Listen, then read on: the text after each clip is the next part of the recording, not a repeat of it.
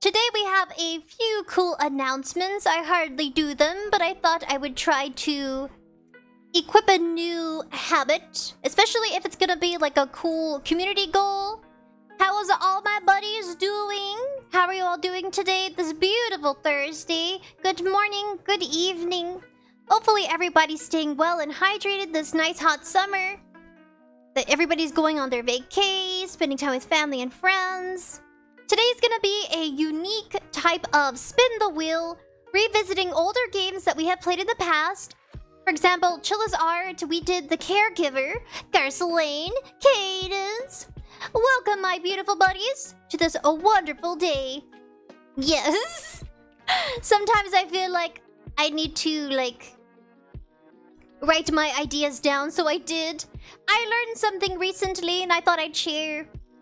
It's regarding different types of subscriptions. If you guys ever want to order, let's say there's Boxu, Sakura-ko, Tokyo Treat, just know that when you do order a monthly box, it will sign you up for automatic monthly payments. It's just how their system works to get reoccurring customers to come back. So, I ended up accidentally ordering a second box for this month. That's one of the first announcements for today.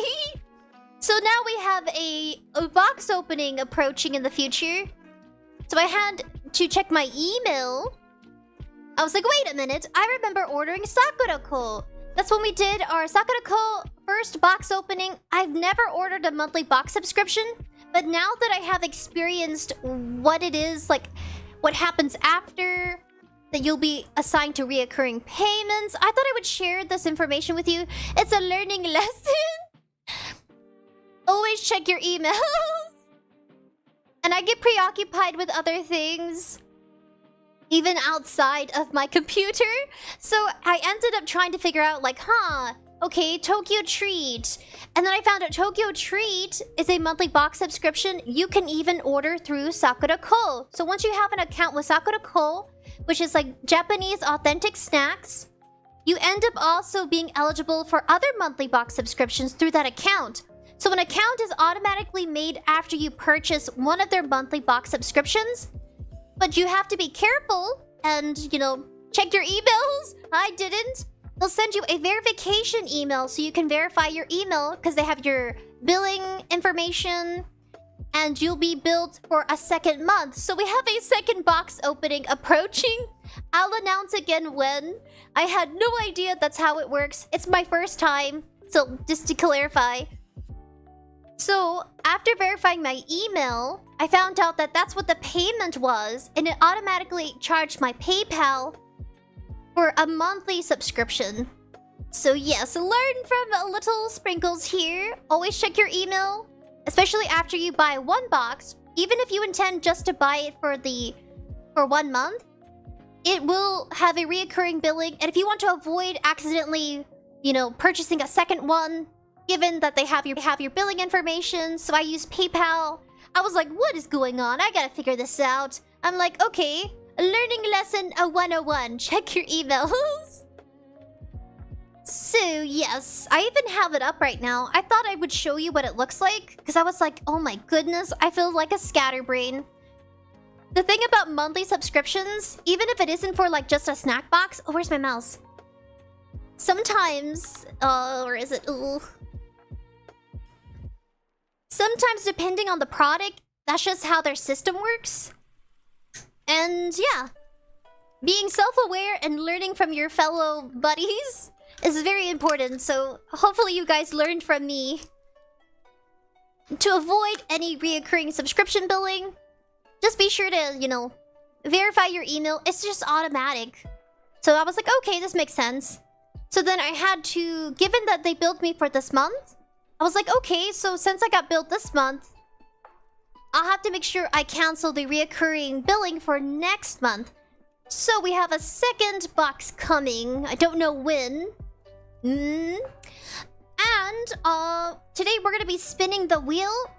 So regarding the games I mentioned, Terror at Oakheart, Everything's Gonna Be Okay, Didus, the 8-bit game, Undertale, Resident Evil 3, Tetris, Do Not Take This Cat Home, we still have other endings, It Gets So Lonely Here, we're on the mermaid route, after experiencing the yandere psychotic princess. We have Bloodborne PlayStation version. That's Not My Neighbor. We can always revisit and try to beat the clown. Puzzle Together. It's a really cute game. You guys can play with your friends through Steam Engine. Chilla's Art the Caregiver. I never got to finish that because I had to upgrade my PC. So when I first started live streaming, there's a few games that I couldn't play well. Because it would... my live stream would cut out just like right now. Then we have drawing and sketching plus chatting if you guys want to draw with me today. Dalmatians, hello buddy. Just doing a few announcements and also sharing what I've learned about monthly subscriptions. Even if you purchase it intended for 1 month, be sure to check your email because they will want to set up an account with you. Just go through their process of an account setup. They call it email verification. It's just so that way you can make sure you can cancel in case you get billed for a 2nd month. Holding up my fingers. Yes, because that's what happened. Oh, and speaking of that, I decided to upgrade my PC parts. So if you go on Coffee, if you go on our official Coffee page, you'll see that we're 35% of our goal with our... We have some monthly subby buddies that support our channel and community. And so I thought, you know what, before I decide to do any like coffee idea games, any games from Coffee, that we might as well as try to hopefully improve my PC setup. So it's regarding some little fans I could implement. So I have a Pavilion HP gaming PC. It was discounted when I bought it because I think about like almost a year ago. I think I purchased the upgrade of a PC last year of 2023. It runs a lot better than my Dell PC because I have a Dell tower, but it's only for like simple stuff like writing essays, checking emails. It doesn't do a lot of gaming. So I went from Dell PC, Dell desktop setup to HP Pavilion gaming. It's a little outdated, but I found a video and a man was explaining different PC parts you can use to make it better. So I'm like, you know what? I'll consider doing that before I try to upgrade. Because I have two desktop towers. One of them is the HP Pavilion gaming one, which is what I'm using. And the other one, it's like maybe 6 years old, but it's using different parts. So I thought I'd go with what I do have until I decide to take that leap of faith and try to fix and upgrade the 6-year-old PC. Oh goodness, I'm choking. It's dusty in here. Johan Montero, hello buddy. FGC highlights, hello! How are you guys doing? Are you enjoying your summer? What about your summer weather? I'm over here holding Kimchi. He's biting me. He's still teething. He's about 4 months. I've been taking photos of him. He's getting so long. I went to go see my tia yesterday. They have cats, and their cats are so big and fuzzy. I forgot that he's gonna get bigger. I forget that right now he's a kitten, but he's gonna become an adult cat. I think he will still be growing even... Some cats, depending on the breed. Which breed is it? It's the big, chunky, fluffy cat. What do they call them? Yarn doll cats? Now they get huge. Okay, Kimchi. No more biting me, please. He's going through his delinquent phase. But yeah, I'm gonna go ahead and show you my game capture. Okay, let's see. Game capture whole screen. Ooh, okay. No Kimchi. I knew he would attack the wire. Okay. Okay, goodbye, Kimchi. Be free. You're so soft. Okay. And ta-da! Okay, so here's spin the wheel. Okay. So these are our options. I gotta fix the... It should be fine. I think. Can I go over here? I fixed it. Okay. I had to readjust my VTube studio. Spin the wheel challenge, revisiting horror games and fun puzzle games that we've done in the past. Lately, been hard to find decent games, unless you guys recommend it to me. Then it feels much easier to navigate through the game world. I don't know, it's either that it's just summertime. I think there's a lot of cool fall games coming out. I would like to play Until Dawn. What about you guys? It says Eevee! Hello, Sprinkles. Hello, Eevee. Thank you guys for tuning in today for this very spontaneous Spin the Wheel challenge. Today, instead of taking on the responsibility of making a decision for myself, we're gonna let the Spin the Wheel do it for me. So, Terra at Oakart, drawing, sketching plus chatting, 𝑠𝑠 the caregiver. I'll have to re-download that one. Puzzle together, that's a relaxing. I guess puzzle together and chatting.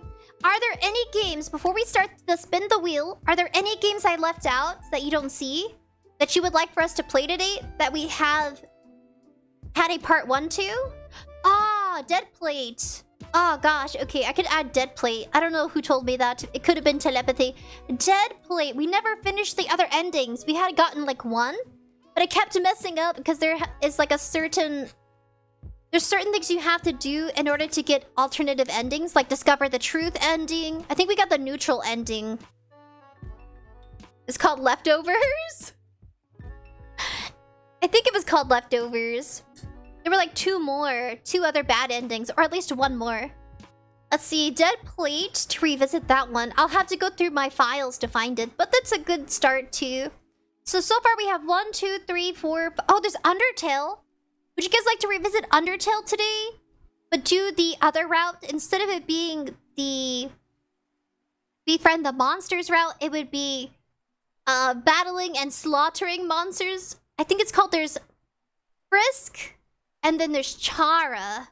Is Chara the friendly, referring to the friendly route? Do educate me, because it's been a while. Or is it Frisk that ends up slaughtering the world? Bloodborne! You want to play Bloodborne? Now, we do have Bloodborne, but it's the PlayStation version. So it's like the PC, PlayStation. I got it off of itch.io. We have a part 1. Not bad. I really like it. I can't remember. Was I using the... Oh, yeah, I was using the controller. I was using both. It says FGC highlights. Do 500 burpees. Now, that's a great challenge. Dude, I can't even burp. I can't burp on command. I'll end up vomiting.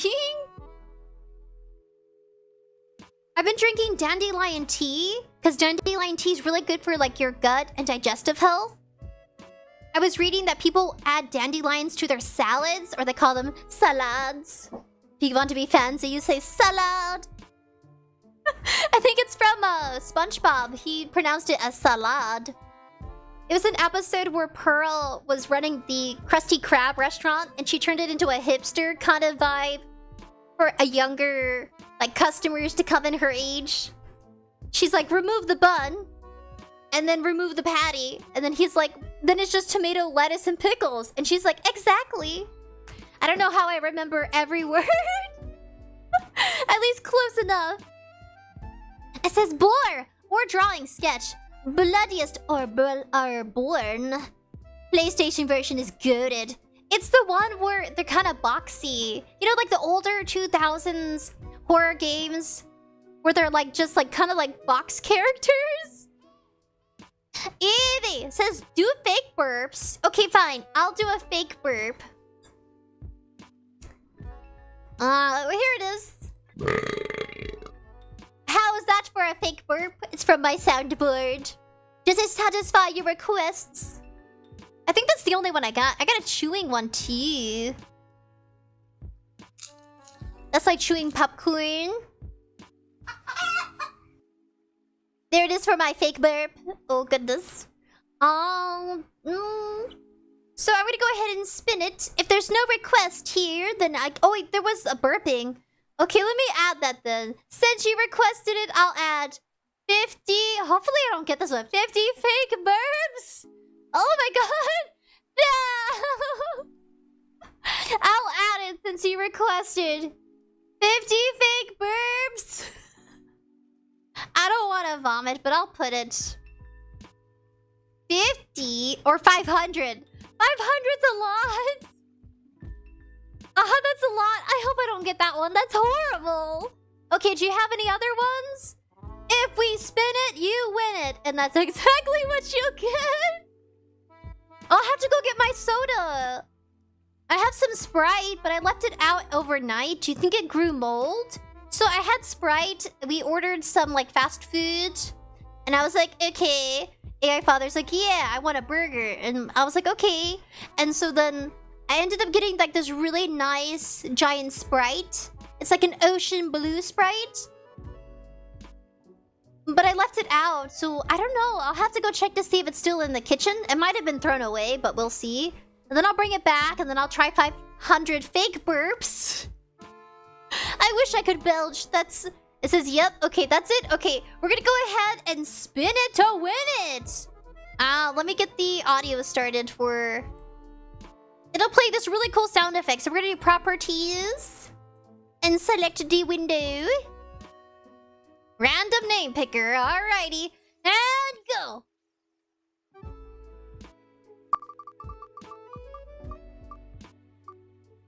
Oh my. Oh my goodness. Congratulations. A shot of hot sauce. Dang it. I just read the message now. It says drink a shot of hot sauce. I would have done it if I would have saw it sooner. I still have the Hot Wings challenge. It's a bunch of little hot sauce bottles. You guys won. It gets so lonely here. It's a yandere romance RPG role-playing game novel. It's a lot of reading. You almost got Bloodborne PlayStation. You almost got that. Look how close it was. It was like so close, guys. Look at that. Right there was Bloodborne PlayStation. See? That's insane. Aw, that's so unfortunate. You guys were so close. I still have it. It's so lonely here. Do you want to read some yandere dialogue with me? Yeah. Role-playing yandere low. FTC Highlight says, eat 30 lemons in a row.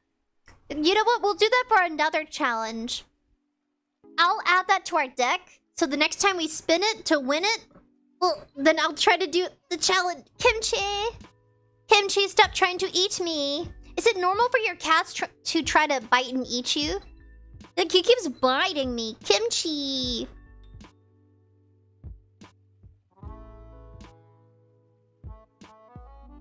Okay, he stopped, thank the Lord. Kimchi, you crazy. Alright, guys, it gets so lonely here. Be sure to go check out our coffee. Oh my gosh. Terrifying, my camera. Because I was looking down at Kimchi. He was trying to eat my toesies. We're gonna eat 30 lemons in a row to this little spin the wheel for our next time. These events will be hosted at random, so keep your eyes peeled. And if you have any wild requests, if it's not too dangerous or life-threatening towards myself or anyone else, and doesn't not involve murder, no murder requests, no indeed. Even if you really want to ask, it's a no automatically. Yeah, it's nothing dangerous or life-threatening. Okay, so it gets so lonely here, it's official. Close. And I'm gonna add... Eat 30 lemons. Eat 30 lemons in a row for next time. In a row. Then there was... Eat/drink a shot of hot sauce. Alright, any more requests before the wheel goes away? Thank the Lord I still have... It gets so lonely here. I still have that game. Oh, so let's see. I think... Gotta move back over here. Man, we have not touched that yandere... It's kind of like a Yuri game. It's a woman-on-woman action. Or at least girl-on-girl. I think they're teenagers. Yeah, it's one of those. FGC Highlight Sprinkles. Do you want me to eat sprinkles? I'll add it. Eat sprinkles. Sprinkles, eat sprinkles. Sprinkles, eat sprinkles. Sounds like cannibalism. Sprinkles. But not literally, but just eating actual sprinkles. So like sweet candy. Ugh, sweet candy sprinkles. Had to clarify. There we go. Corgi booty hole. I want to show you guys my other tabs, but I'm nervous I don't want to accidentally dox myself. So I'm reviewing it before I show you. No doxing myself. I think it's easy to dox yourself. Okay, are you ready to see? This is what I hope we can achieve soon. So I can upgrade my PC. I want to have it to where it cools down much faster. So I want to implement new fans. But it also comes with a OC graphics card. Okay, I'm going to show you. Let's hopefully I don't dox myself because I'd be scared and probably pee myself. Are you ready? Okay. Let's see. Can I actually make it bigger? Oh, that did not help. Okay, I'm gonna show you now. Oh, it did kind of make it better. 1, 2, 3. Cross your fingers. No doxing yourself. And ta-da! So this is our new community goal. And don't worry, we can take our time. There's no rush for it, because the gaming PC is pretty good. It's decent. I still have to clear out my old games and delete them and uninstall them. Deleting, it's better to uninstall it. Some of them are really hard given their 𝐻𝐸, but this is like an MSI Gaming GeForce RTX. Call out to all my buddies who are PC experts, who are very knowledgeable about PCs. So, I heard that implementing this would actually improve its performance, Kimchi. Get away from my toes, please. Stay away from my toes. He keeps trying to eat me. I don't know, he has a thing for feet. Kimchi really loves his feet. Cats love feet. FGC highlights. So, we're playing a girl love game today. Yes. Girl on girl action. But yeah, this is a fan. Let's see, what else can I click on? So it also comes with the OC graphics card. So this is our goal. We can take our time, and then I'll let you know when I do upgrade it, when I implement it, and if we achieve it. Then let me do the censor Corgi. And then we're gonna go, it'll be on the coffee page. A boop. And a boop. So we made really great progress. So we have 30% of the goal. The price is kind of expensive, but it comes with 2 parts. It comes with the fan coolers, just the fans, not a cooler. Cooler involves having a liquid-based kind of setup. Coolant. But this one, no, it'll just be the fans and the graphics card. Thank you, Andrew A. And shout out to our buddy. Our fellow buddy has helped us by 35%. Yee. Doing our membership. Shout out to Andrew. We're gonna give him... we're gonna give him a whip. Damn! Andrew A, thank you so much for your help and support. We're at 35% of the goal. That's not bad. That's like almost than half of it. Kimchi. Did you guys know that cats can mess with your plugs? I noticed that Kimchi, he's been testing it where he wants to start chewing things. He's kind of terrorizing me right now. It's instinctual. I guess I'm his prey and he's the predator.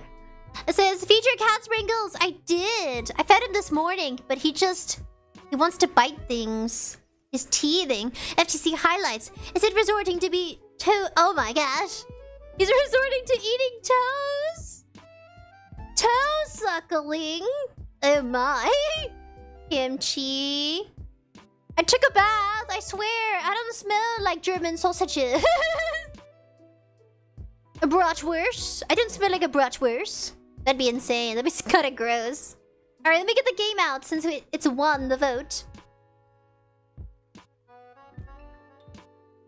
Boop. Clear my throat. It gets so lonely here.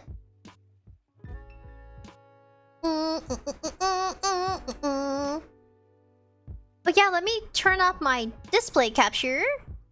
Enter gaming capture mode. Have you guys checked out Pippin Pippa? Pip King Pippa? Pippa? Peep peep. Oh. I was checking out her recent live stream. She recommended how to improve as a beginner live streamer. And then I checked out 𝑩𝒐𝑘𝒫. 𝑩𝒐𝒫 did a tweet where she wants companies to try to support smaller content creators. I think It Gets So Lonely Here. Sorry, my brain's scattered. I think It Gets So Lonely Here. It's a Steam engine game. I'm just waiting for it to load. Time for like girl on girl action. It Gets So Lonely.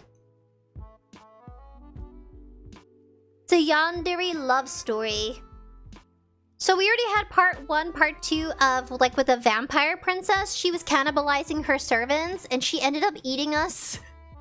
But cannibalistically, it wasn't that kind of romance. It's not one of those. It's like PG-13. But just morbid and gory. Yes, FGC highlights. Pippin Pippa. Oh my goodness, my voice is cracking. It Gets So Lonely Here has an error.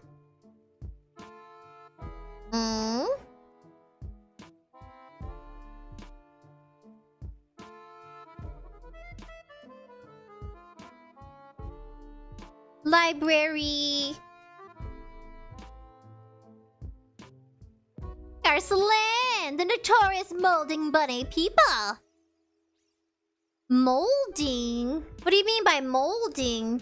Do you mean like she's a shapeshifter? Time played. It Gets So Lonely Here. It's not bad. The story... Okay, there's a little bit of grammar issues. It's not bad, but... Because it was translated from its original language. Please work. We want to read It Gets So Lonely Here. What did they call it? Yuri? I think they call it Yuri, but Yaoi's like, male, and then Yuri's female. Exit game confirm. It says the game is loading. Okay, stopping and restarting.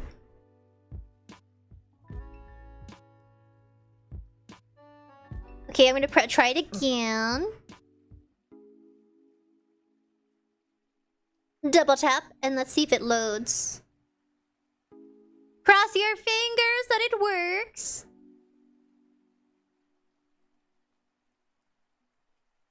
Kimchi. He's putting his paw on my toesies. It's cute when he's not violent.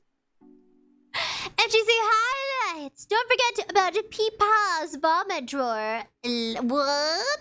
I didn't know she had a vomit drawer. I would have to confer with Peepa. I mean, I have a junk drawer, but I don't think I have a throw-up drawer. Okay, so it's kind of loading. Alrighty. Ibihimi.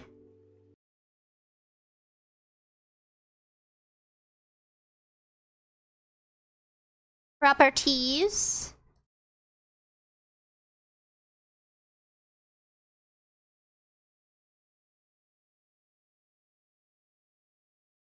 Just shrank.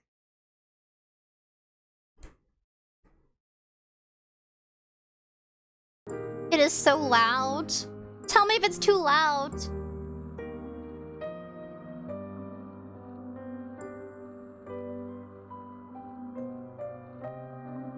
I'm getting bigger. Alright, I think this is a perfect size. It gets so lonely here. Ooh. That looks better. I have it on like open windowed. So not full screen, but just open windowed. We're gonna get a load. Where did we save off last time? It says Eevee.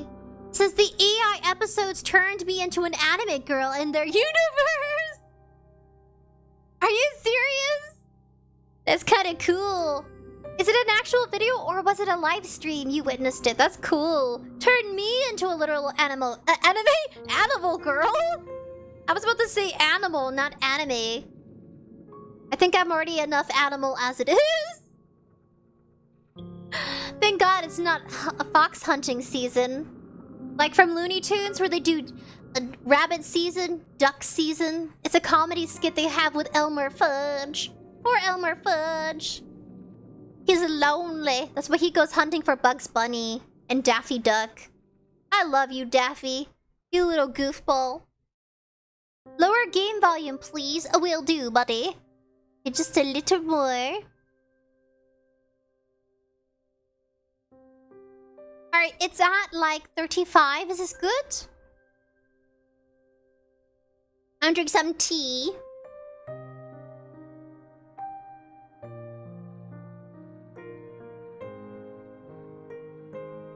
Ah, that's better. It says it was a live stream. That's so cool. Evie. Evie, what kind of anime girl were you? Were you a blonde, a brunette, a ginger? Were you bald? There's bald anime girlfriends. Anime girlfriends, anime waifus. Kimchi, come back. Okay, so we're gonna do, I think it's this one. Is this all they have? I think it is this one. So we're gonna load here. Thank you, says FGC Highlights. No, thank you, buddy, for telling me. Sometimes I don't know that it's really loud, and then I find out when I'm editing the live stream. So, you want to go to the shore? I forgot, I gave the narrator an accent. At least to the best of my abilities.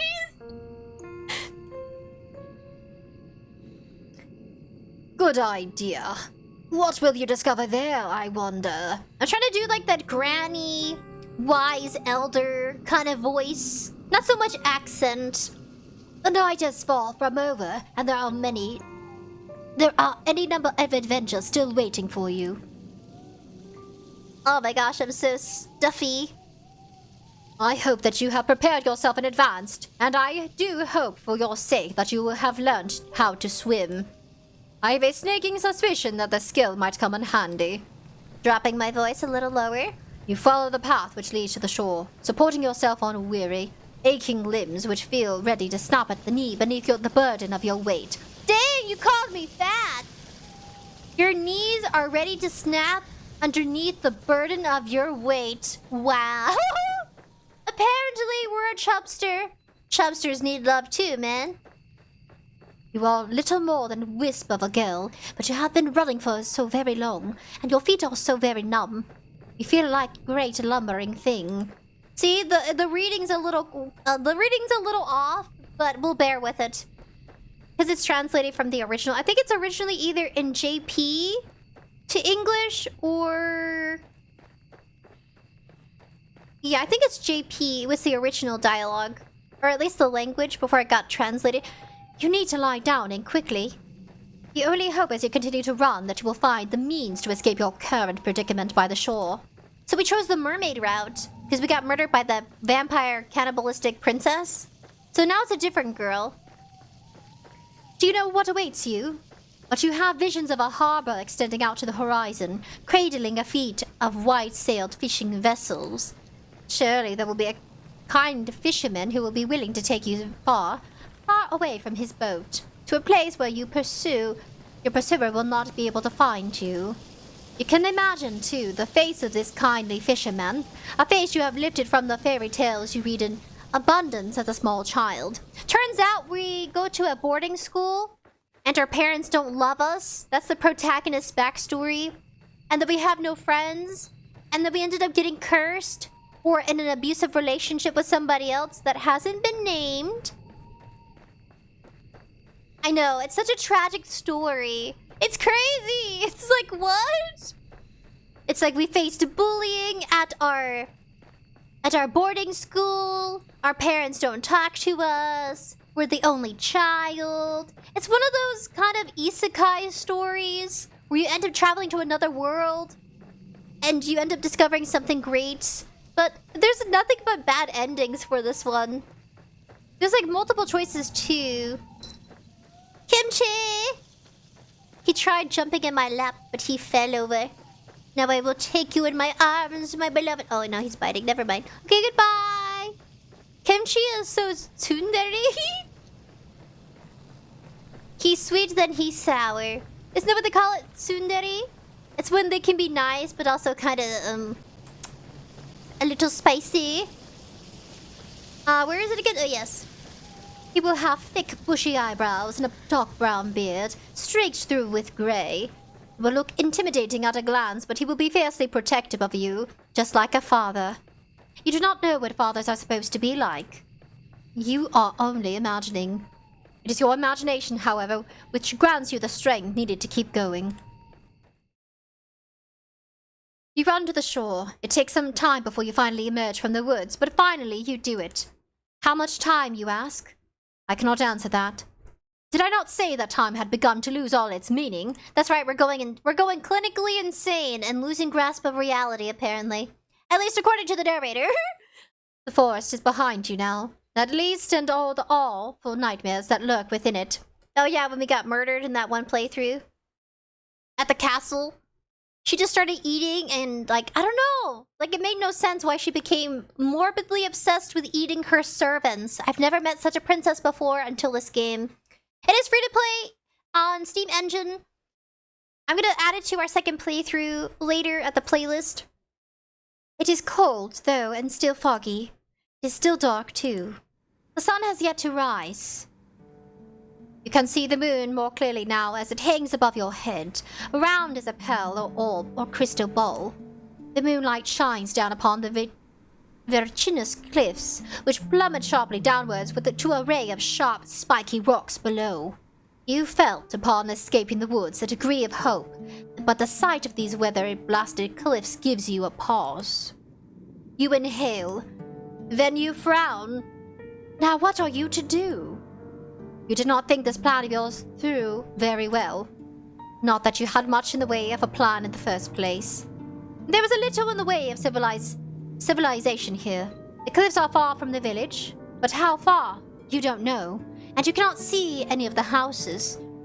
Well, you did say you wanted to run off to the shore.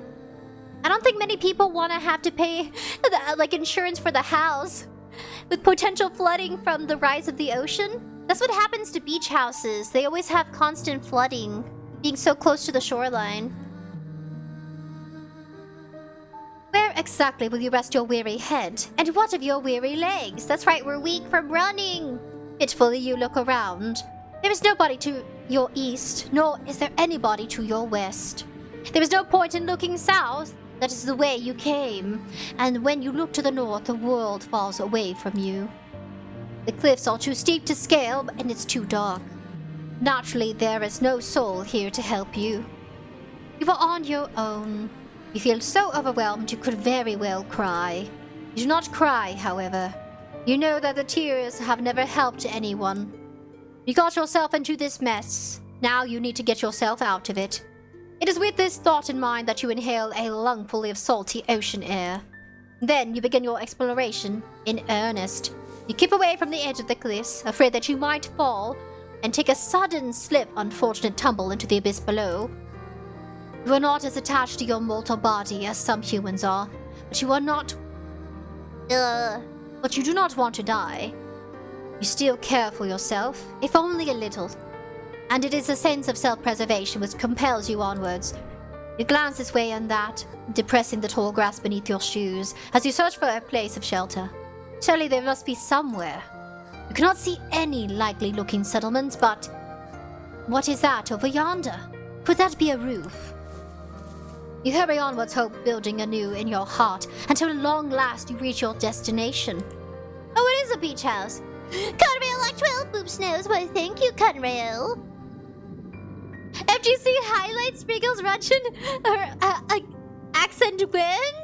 You want me to do an imitation of a Russian accent? Well, that would mean I have to study the language of Russian if you want me to do a on-point Russian accent. Eevee! Muertos! Hello, muertos! Oh, I actually burped. My goodness, I burped! But Unfortunately, I muted my mic. Oopsie. It's a habit. I mute my mic when I burp or fart. If I have to pass gas on live stream, I'll just mute my mic. I don't want that to be played on someone's feed. That'd be absurd.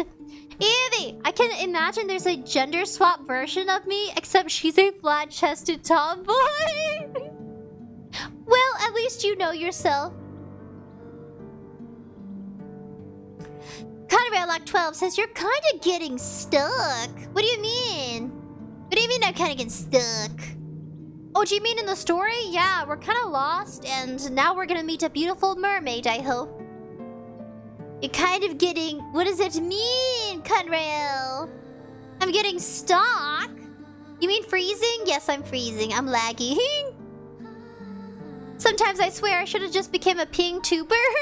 But I like being a 2D model, so I can express myself. Ta-da! Serious mode activated. Can I be pink? Maybe I should be blue. Let's be blue since we're near the ocean. There was a house after all. Oh goodness, I forgot the narrator voice. Narrator voice! There was a house after all, but here in the wilds, though it doesn't at a glance look very welcoming, there in solitary, there's a house you have discovered, not so far from the cliffs. It's rather remarkable. It is so small and squat, you cannot imagine it contains within it more than one floor. Yeah, I bet there's not 2 stories here. It looks like a worn-out cottage. Like nature has really tipped off this house. Well, it's kind of tilted. You cannot even imagine if it contains much more than one room. Though it is dark, it's not dark enough to mask that the cottage has something of a slant to it. It is leaning listlessly to one side, like a drunken sailor. That its thatched roof, which tops this dwelling, has certainly seen better days. There is a hole in the thatch. There are several holes, in fact, and parts of it look particularly bare, almost bald. Well, you call it bald, right? Bald. Now I am bald. She said bald, guys. I couldn't help it. It's bald! Now I'm bald. That is rather concerning. Should it rain, you will not be properly protected from the elements. Can you really stay the night in such a place? Oh, that's what we're looking for. We're looking for a place to stay. Yeah, says you know your character. Yes, I'm laggy.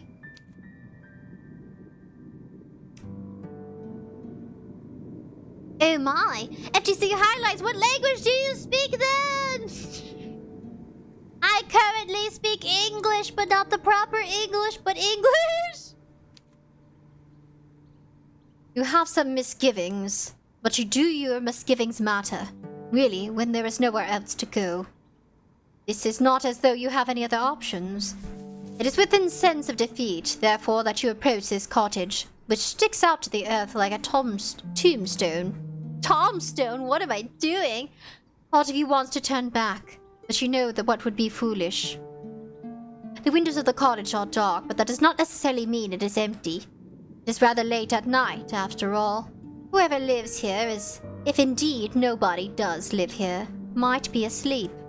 You cannot imagine the owners of this cottage will appreciate being roused so very late at night. Roused, roused, aroused, roused. I saw no dialogue! Otherwise, you will never get anywhere. You swallow. The taste of the salty sea breeze is pungent in the back of your nostrils. Then you rap the knuckles of your right fist on the door. You rap quietly at first, but you do not hear any result. Oh, wait, what? Result in shuffling inside the cottage. Perhaps you did not use enough strength. Emboldened, you rap your knuckles on the door for a second time. More loudly this time. Oh, I do have a sound effect if you guys want it. Sound effect. I have fire breath. What does that do? Footsteps. Knocking, cat purring. Door knocking. Where is it? I wish it had a search engine. Where's my door knocking?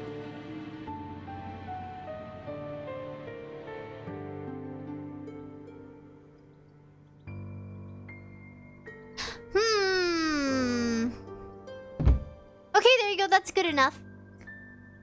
We knock harder this time on the door. You wait a few moments, but still, you cannot hear anything. Perhaps the cottage is unoccupied after all. You knock for a third time, then wait. The third time is, as they say, the charm. But for all that, your knockings go unanswered. Well, nobody can say that you do not try. More intrigued now than anxious, your fingers find the handle of the door. You pull it down, and to your surprise it yields easily. The door swings back for you as if by magic. It feels almost as if this was preordained. You step foot inside the cottage, which is very dark, and glance around. It is hard to see given the lateness of the hour.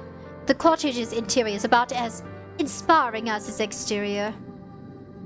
Which is to say, not very. It is very bit... Wait, what? My reading skills, it's going to improve, I promise. The more we read dialogue and role-playing game stories with a lot of text, we should be good. Yes. It is every bit as small as it is crammed. You fancied when you observed it from the outside. There are a few cupboards which line the walls, a wood fire which has since been extinguished, and a straw pallet on the floor which must function as a bed. Your search is unsuccessful. However, when it comes to trying to locate other humans, you cannot find another soul. Surely there is to your benefit, though. If nobody else lives here, then you might as well make yourself at home. Or as home as one can be, I suppose, in a small, cramped cottage such as this, with holes in the roof. You close the door behind you, then approach the straw pallet. All of a sudden you feel incredibly weary. The tiredness that assails your limbs is absolute, so intense it overcomes the last of your concerns. You settle down upon the straw pallet, yawning as you do. It is not comfortable, but being able to lie down eases some of your aches and pains. Lying down even on an uncomfortable makeshift bed such as this one is better than standing. It is far, far better than running. Your eyelids fall shut, your lashes melting together, and soothed by the sounds of the wind and the distant rolling of the waves, you fall asleep. Then you begin to dream. It is not uncommon, of course, to dream. The best and the worst of us do it, from queens in their castles to peasants sleeping in the straw. Why? Who is to say that all you have observed tonight has not, in the sense, been a dream of its own? Would that make your night-time fancies then a dream instead of a dream? Perhaps our dreams are empty, hollow things stacked inside one another like wooden dolls. Is that not whimsical thought? How very droll. Your dreams, however, cannot be called whimsical, and neither are they particularly droll. They are not pure fabrications, as dreams sometimes are, fleeting fancies which can never come to pass. Your dreams are of a rather more pernicious sort. MGC highlights just came back. Why are you bald? Oh yeah, because she said we became bald, so I'm now bald. Yes. Wait, I forgot that part. I didn't read it. You are walking through the courtyard, clutching your books to your chest as you make your way to the library. Your head is bowed so as not to look at the faces of your passing classmates. You do not want to meet their eyes. I would have said gaze. These girls, the sensible braids and the sensible shoes, are merciless. You hunch your shoulders together in the dream of yours, so as not to draw their attention, but alas, it is not enough. You stumble, clumsy thing you are, and you fall, and just like that, all eyes upon you.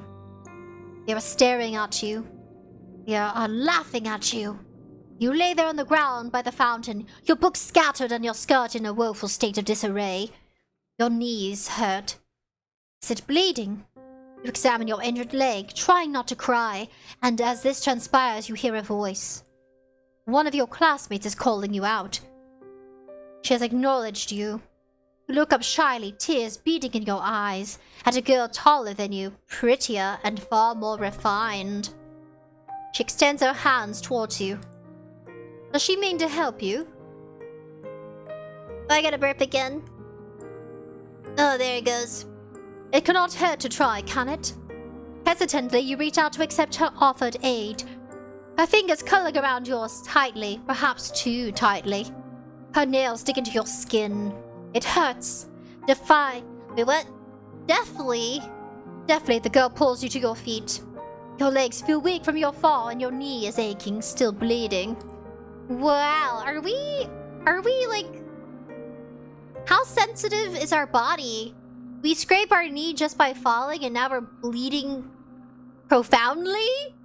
I don't know, I think we have medical issues, which is why we bleed so easily. Dark Buddy! Hello, Dark Buddy!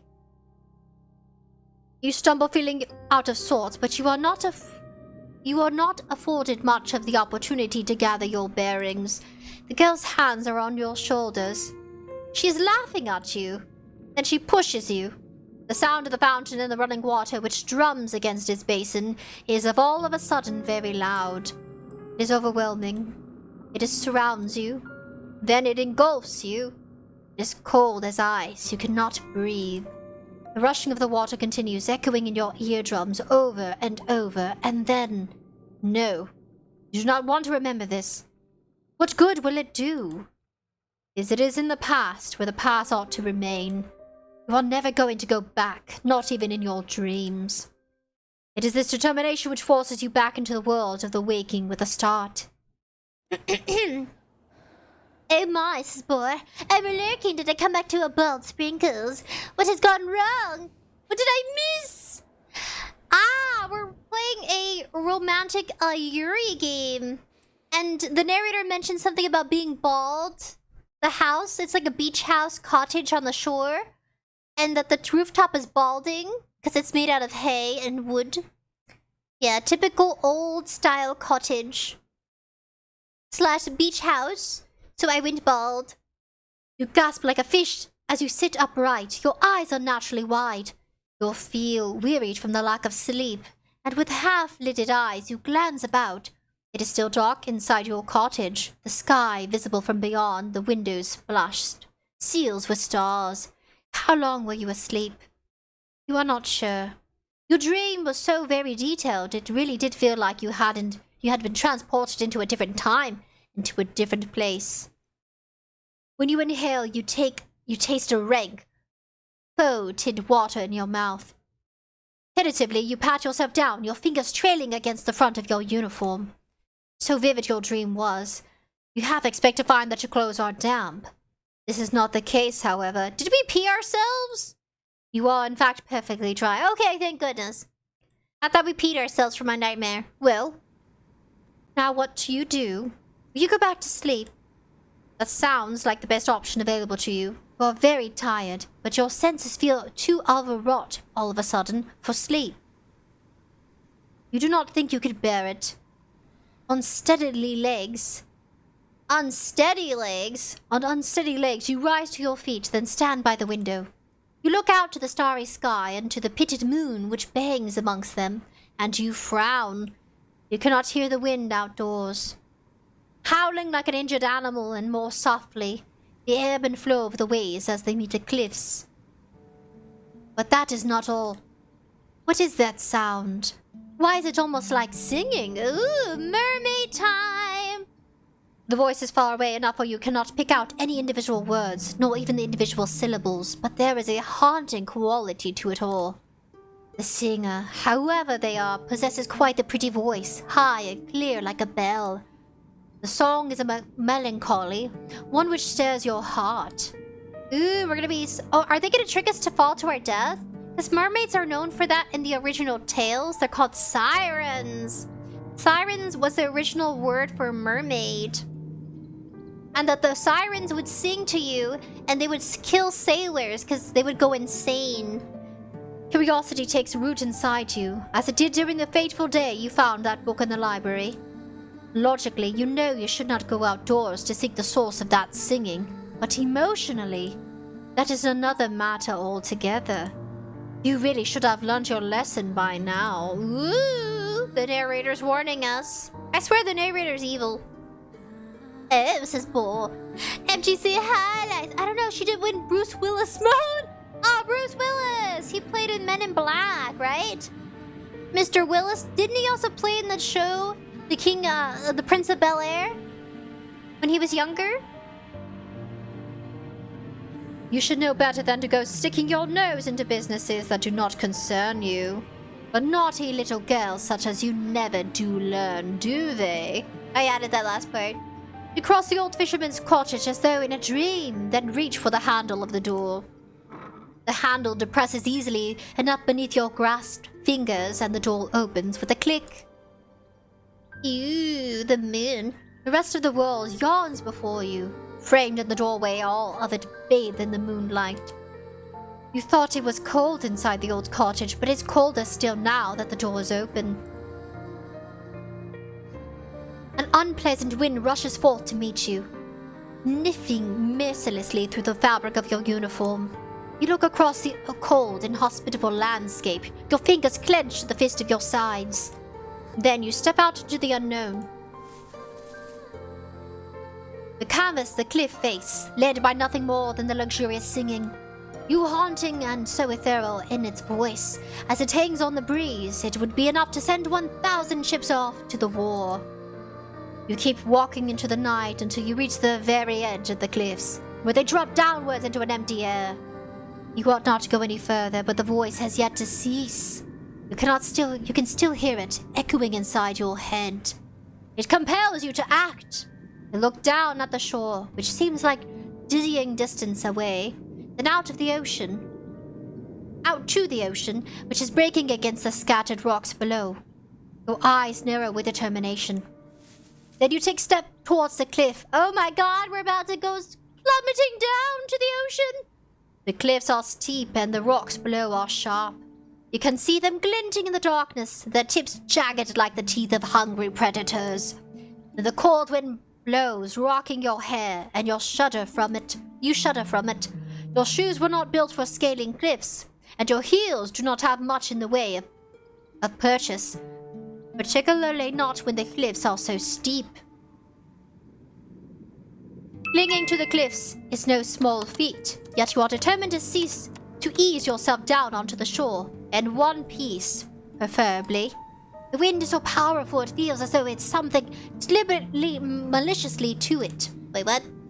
You wonder, during your descent, if it means to knock you off your perch on purpose, to cast you down to the rocks below.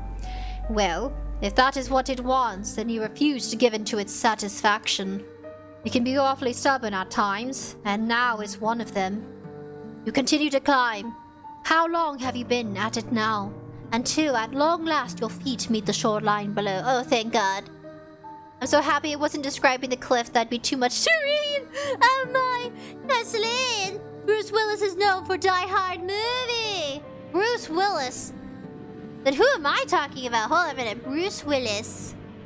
I gotta look up the curator. I mean the actor. The actor. Bruce Willis. Actor. Ew! American actor. Walter Bruce Willis is an American actor, producer, and musician who has appeared in over 100 films. I thought you were talking about the other Willis. He's known for the roles as wisecrackling or hard edge. Oh no, he became an angel. Wait, no, he's still alive. Yay, he's still alive. Bruce Willis. From Die Hard, 1988. The Sixth Senses, 1999. Oh my gosh, I love The Sixth Senses. That movie is crazy. Spoiler alert in The Sixth Senses. He was dead all along. Dun, dun, dun. I love The Sixth Sense. The boy's like, I see dead people. If you see highlights, JK, my head may be big and bald, but boy, it's empty, no! It's okay to be bald. You're still beautiful and bald. It's crazy. Now that's Willis Smith. Smith Willis. Thank you, Dark Buddy. I was referring to... oh my goodness. I was thinking of... Smith Willis. Willis Smith. You have made it and did not sustain too many injuries. Your palms are throbbing, yes. After gripping those rocks, and you might have a few cuts, But your wounds are far off. Wait, what? Your wounds are of a shallow and superficial sort. I wish it was more simplified. It's using words I don't use very often. Oh well, I'm expanding my dictionary with thanks to the story. Things could have been worse. You flex your fingers, they feel uncomfortably numb and cold alongside it. Your skin is prickling, but at least you can still feel discomfort. What? So we can still feel? At least it's still attached to your bones, where it ought to be. Your vital organs concealed within the hollow cavity of your body. You have a lot to be thankful for. This night has by and large been quite successful. There are no longer any obstacles between you and the mysterious voice which lulled you outdoors. Now you must find them. Them? I hope it's just one. I hope it's just one siren, not multiple. Then, if it's multiple sirens, then that equals death. You set off down the shore on the hunt of the singing voice which captivated you so. You step aside sharp, jagged rocks which jut out of the sand like teeth. The rocks which cannot be circumnavigated. Circumnavigated. Meanwhile, you clamber over. All the while, the sound of the sea mingles that of the singing. It provides an ethereal, haunting backdrop to your exploration, one which further adds to the surreality of your moonlight stroll. I'm really struggling with this narrator voice, but I'm going to try to keep it consistent. I kind of just tended to use my voice. Alright, I'm just going to use my voice. Forgive me. The waves lap against the shore, then recede shyly, pushed and pulled by the bleached white moon which bangs overhead. The oceans that you have seen in your library books were all of the blue sapphires, but the ocean is different. I gotta be sure to pause when I see a comma. Yee. It is so late at night, it looks black inside. The undulciating surface of the water reminds you of a mirror, though its depths are even deeper and much more mysterious. A sense of foreboding settles upon you, but you try to squash it like a bug. You will not let yourself be afraid. Mermaid time! Time for a lady. Oh yeah, time for two. Let's see. That's better. You round a corner, your feet unsteady in their sensible brown shoes. I guess she's wearing Mary Jane's typical shoes for school. Boarding school. Fancy! I'm wearing Mary Jane's, by the way. And then, at long last, you see her. There is a woman sitting upon a rock out on the ocean. The woman's eyes are closed and her lips are parted, her expression soulful. Ew! She is singing. Her hair, which is fair, flutters around her face like a shroud, which adds to her otherworldly aura. Please be our waifu, please be our waifu. Her eyes might be closed, but her lashes are long and luxuriant like a doll's. Her lips, meanwhile, which are parted in song, are soft like the freshly plucked petals of a flower. Oh my! That insinuates so much. Ew! Ew! From UK to USA in a heartbeat! Boy, the narrator sure changed nationality quickly! MGC highlights your funny. Oh my god! Yes! In a heartbeat! Oh my goodness! Boy, I love being bald. At least in character. Now, well, my hair is pretty long. If I had to, I would go bald for health reasons, but only for health reasons, or to support somebody. But I don't think I could afford to be bald, given that I have very thin hair. I don't think my hair would grow back that fast. It's kind of slow, so going bald, like for real going bald, it would not look good on me. I have kind of, my features aren't feminine, but they're not like masculine. I'm kind of like a neutral features.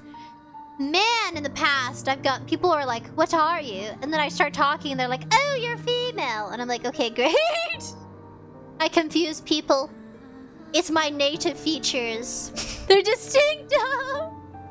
If you look at natives all around the world, yeah, some people just have very fluid features where you could be like, I could probably easily cosplay even as like I could try a Kingdom Hearts character. Maybe not. I don't know. What kind of character would you guys recommend that I cosplay as? Who's your favorite male character? Husbandu? That's what they call them, husbandus? Her face is perfect as are her proportions. Her neck is tall and slender, so she's a giraffe. Like the stem of a flower. Definitely giraffe. For the lower half of her body, meanwhile, well, she's a tuna fish. It's nothing like anything you've ever seen before. I love tuna. It is here and here alone that the woman betrays your narrow human definitions of beauty, where her legs are non-existent. Rather than two awkward appendages, this woman has instead the sleek, shimmering tail of fish. She is not then a human, She cannot be, not with a tail like that.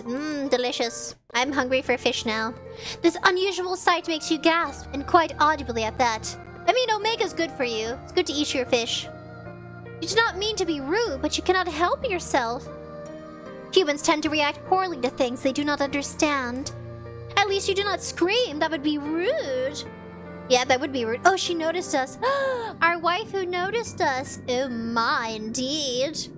You meant to observe the mermaid from a distance, but it would appear that your shocked gasp was loud enough to attract her attention. The fish-tailed vision sitting upon the rock is looking at you. Time to save. I think she's gonna murder us. Time to save. Yeah. Alright, exit. Her gaze is so piercing, it feels almost as if she's looking through you. Your heart seems to stop inside your chest, as if by some manner of magical spell. You thought the mermaid pretty when you first observed her, sitting on the outcrop of a rock, her face turned in profile. Now she's looking at you. However, you can see that you were mistaken. She is not just pretty, she's so beautiful. It's almost unnerving. She looks as though she has stepped out of the pages of a picture book. She is simply too perfect to belong in this world. Perhaps she is some kind of vision? A waking dream? A hallucination? What? FGC Highlights Wrinkles is a true tomboy camper. No, FGC Highlights. No. Maybe. But no, she is none of those things. Her tail might be an impossible thing, but its scales look slick and wet regardless. Those of any fishes one might find at the market. Ooh, you sound hungry, just like me. These scales are iridescent and bathed beneath the light of the moon. They seem almost to glow. The sight of her, rather, takes your breath away. She's the blonde version of Ariel from My Little Mermaid. You look at the mermaid. She looks back at you. You prepare yourself, expecting some sort of an altercation. But the surprise soon fades from the mermaid's face. Her lips, which once were pursed in a frown, now shift upwards. She is smiling. I think she's hungry. Why are you bald? Error swap sounds. Hello. Do you like it? I did my hair. Don't you like that I put an effort to do my hair? Let me know if you like my, I can go back if you want. There, I go back. Actually, I can be just as blonde as the mermaid. There, we're equally blonde. I'm like a light blonde, though. She is smiling. Then she says, in a refined sort of voice, My, it's really good to see a human again. Particularly a human girl. I was beginning to fear that your kind had all disappeared, and I would no longer have anybody left to tell me of the world above the waters. My, indeed, this is quite the effusive greeting. The mermaid's introductory speech is positively brimming with excitement of a sweet, girlish variety. Nah, she's probably 3,000 years old. She is rather more amicable than the fine polish of her syllables would make one suggest. You might be a well-bred lady yourself, with an accent to... Wait, what? With an accent to match, but you cannot help but feel overwhelmed. Anxiously, you observe the mermaid, and you ask her what she means. What happened? As to that, I'm afraid I cannot say. I have been sitting on these rocks and singing for many, many nights, but no one has come to see me. There have been no lovely humans for me to play with. Hopefully you mean that lightheartedly and not like in a brutal manner. Please don't tear me apart and eat me. I was beginning to wonder whether your kind has disappeared altogether. I feared some manner of calamity had occurred while I was slumbering beneath the water's surface, and your kind had been eradicated. I think so. You shudder, then reassure the mermaid to the contrary. You do not know about the humans that she used to speak with, but you, at least, have not been eradicated. You are still here. Yes, well, I can see that. The mermaid answers in the light now. It is a relief. It really is a relief. My fellow merpeople who live beneath the water told me not to worry so, but I cannot help myself. California girls, unforgettable. The bikini, the bikinis on top. Yeah. Ooh, oh, oh, oh. This is FGC highlights. No police. Ah! 3,000 years old. Oh my god. Oh, I've heard of that. Yes, she's 3,000 years old. I just think of I'm sure you guys could name a few other people who are widely known for looking very youthful and being really old. Aeroswap Sans. I'm Bella Perez. It's just that I changed my name to Aeroswap Sans, and I have to wait 13 days until I change my name back. Goodness, I keep burping. Whew. So glad you guys can't hear it. Oh my. Ooh, okay.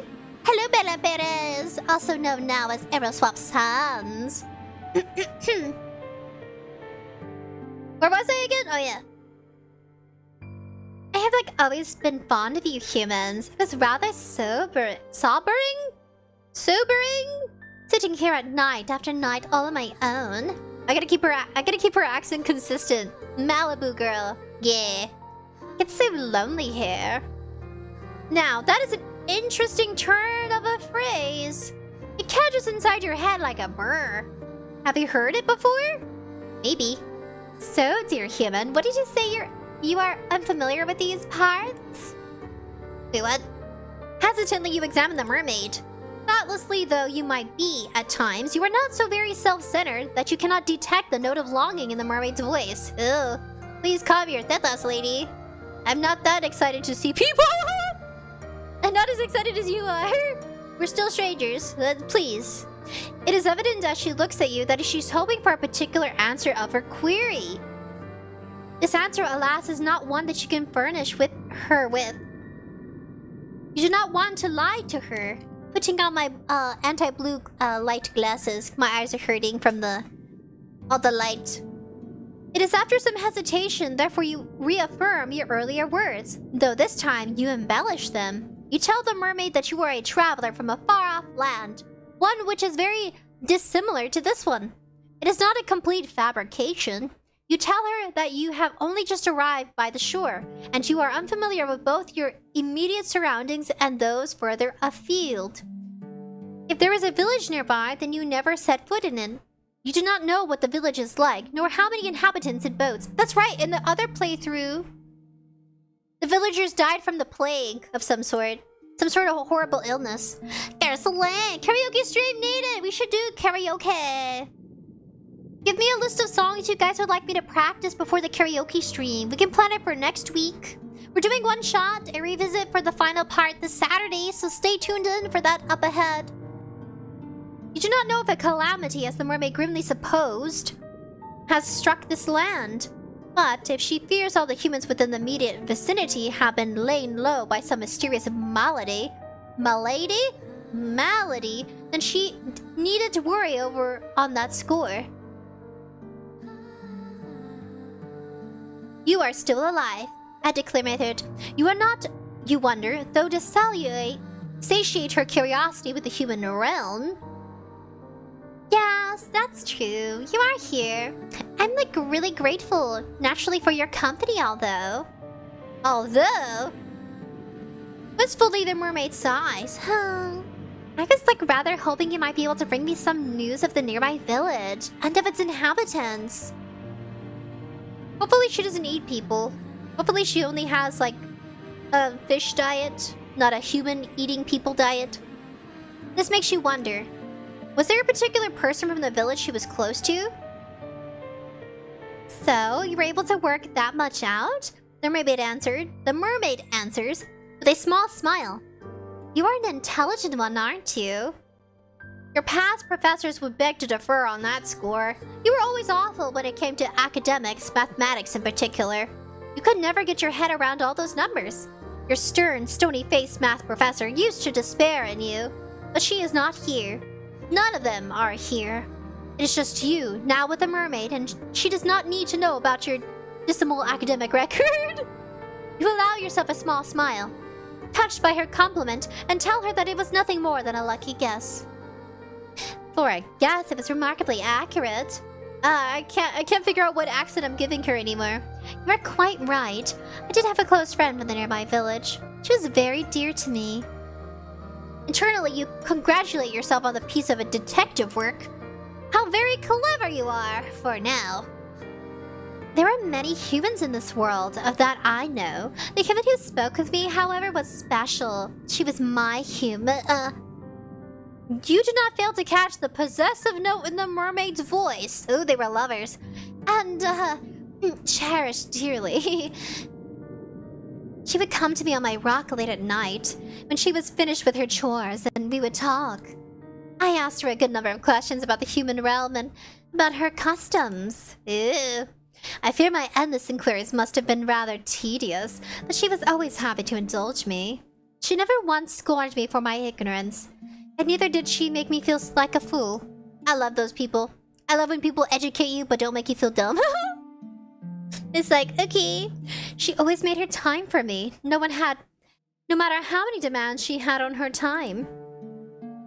She was a farmer's daughter, and she was awfully busy with dawn until dusk, threshing hay and taking the animals out to pasture. She told me of her work, and I marveled at her.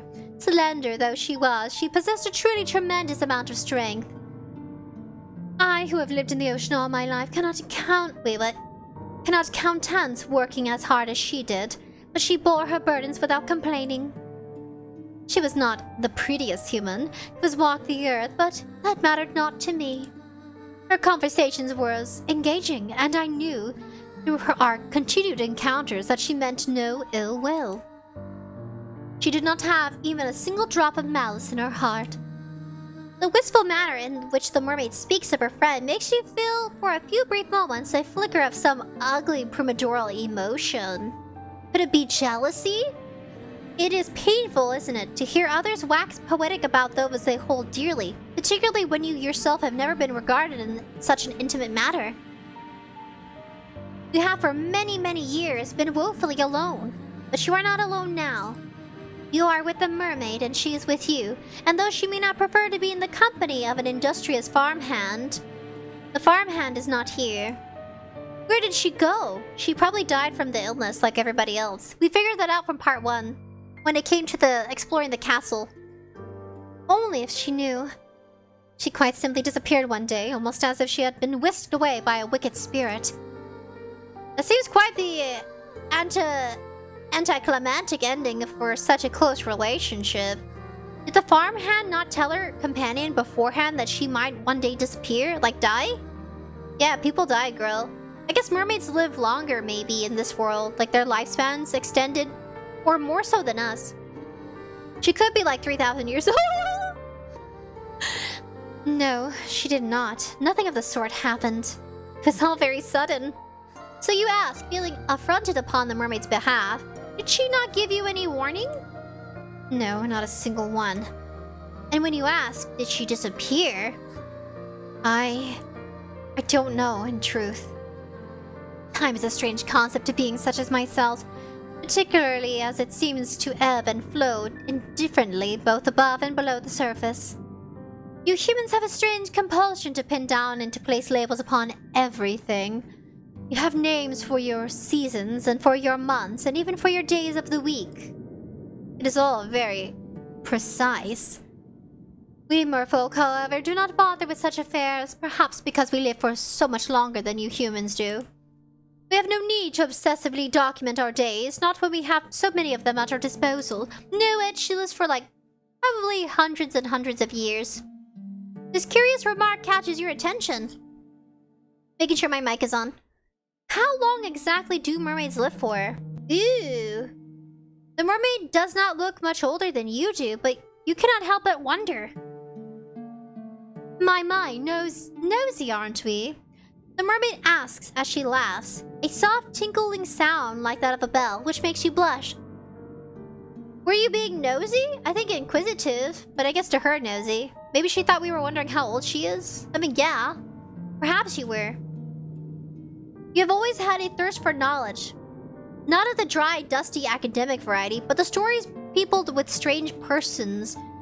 Literature was the only subject you ever were good at.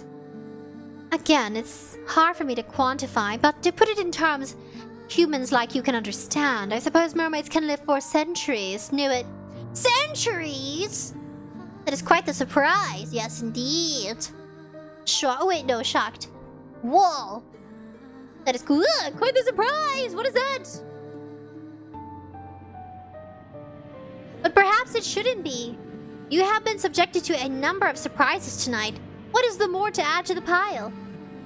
I have not been waiting quite that long, however, for my friend to return to me. It has been but a few seasons. It might not sound like much, but never before have I ever been so aware of the passage of time. I have experienced any number of wants during my life, but I have never wanted anything quite as badly as I want to see her. Oh my goodness, my accent changed now! Go back to Malibu! I need to hear I need to hear... I need to hear it in order to replicate it. See, can I go back to Malibu? I wish she knew. Wait, oh no, I can't. I wish she would sit with me and she could talk to me just one more time. But perhaps I'm asking for the impossibility. I've been waiting for long enough now to presume that she will not be returning to me. I fear that something must have happened to her or to her family. I think we met her. I think we met the farm handler in one of our playthroughs. I can't remember if we've had 2 playthroughs or if it was just 1. I think this is the last playthrough we have with the character. There's like 3 different routes. No, there's 4. The 4th final one is the person we're running away from. Or perhaps to her whole village. Yeah, they died of an illness. You can hear the worry throbbing in the mermaid's voice, so potent that for a few moments you swear you can feel the depths of her sorrow within your own breast. Her sadness over this human girl is deep, dark thing, almost fathomless. You cannot let yourself indulge for it too long. Otherwise, you fear you might drown in it. Ruefully, you tell the mermaid once more that you cannot help her. You were only a traveler after all. What do you know of a single insignificant farmhand in a nearby village? Yes, I thought you might say that. It is quite unfortunate, but... oh well. I ought to reflect upon all that I'm missing. That would be churlish of me, and it would not be fair to you either. It's because of the words that it gets you to kind of like... it gives you a different vibe to her character's personality. Feels like she is educated, so giving her a Malibu kind of personified voice doesn't fit what she says. I think that's why I couldn't use the accent. You did not approach me, I'm sure, with the hope of hearing about all my woes. I would be grateful instead for all of it that I do have. Wait, what?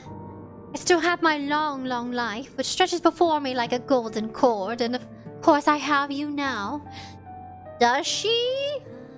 Yeah, I'm not an object, I'm a person. Have me. Do I not? I ought to go soon before my absence is noticed, but will you not come and visit me again tomorrow? Tomorrow night? I think I would like that.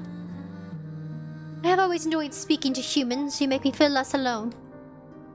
You cannot help but feel, as the mermaid observes you with those enchanting eyes of hers, that she does not truly wish to speak to you for your sake. She wants to use you instead of a substitute for the farmhand that she has been missing so very adherently. The thought stings, though you really ought to be used to it. Still, to be held in the lower esteem than a farmhand of all things, it makes your self-esteem sting. You try not to let the mermaid notice this, though. The woes of your past are not her fault, much as the woes of her past are not yours. It is silly, in any case, to be jealous of a girl who might very well be dead. That is what you tell yourself. It's the only way to prop up your bruised sense of self-worth. You tell the mermaid after a pause, like to see her again. Will like that very much. Oh, thank you. I have been feeling very gloomy for quite some time, but seeing you has invigorated me. Finally, it feels as though I can smile again. Did she not smile, you wonder, after her friend disappeared? I did not, so... No. I did not have the heart. Without her, the world seemed very dull and drab. Your company has cheered me immensely. This is why I like humans so much. You are not callous and unfeeling, like the merfolk who live beneath the water's surface. You are much kinder than they are. Oh yeah, the accent's changing! My accent's inconsistent for these characters! If she only knew. If the mermaid was aware, I wonder how pretty you are. Of how pretty you are and how jealous would she still care for you? What? Oddly phrased, but okay. Well, that is neither here nor there. Goodbye, mermaid. You agreed to meet with the mermaid come sundown the following night. Then make your slow stumbling way back up the cliffs to the cottage where you purloined as your own. What? Call to the UK, says FGC. Highlights a little bit. Did you hear my burp? I burped finally. I'm brave. I burped on live stream. It was a weak mirror burp though. Once indoors, you settle down upon your pallet and then you close your eyes. So we're sleeping during the day and awake at night. The sighing of the wind outside and the distant rolling of the waves against the rocks do not disturb you. You feel, after your midnight encounter of a mirrish kind, quite at ease, perhaps prematurely so. What happened to the icy fear which prompted your frantic flight through the forest? Where has all that gone? Do you not think you are being a bit complacent? No? Oh well. You will. Narrator, stop threatening me. The following morning, when it arrives, is cloudy and overcast. So we slept for a whole day then, if it's the next morning. It is not particularly pleasant morning, but at least it's not raining. That is some small consolation? Consolation, something completely different than consolation. You rise from your straw pallet, stretching, then glancing about the interior of the fisherman's cottage. Do you think she ate and killed the fisherman, the mermaid? We don't even know her name yet. It looked dilapidated last night, when much of it was obscured by the shadows, but it looks even more so when subjected to the morning's light.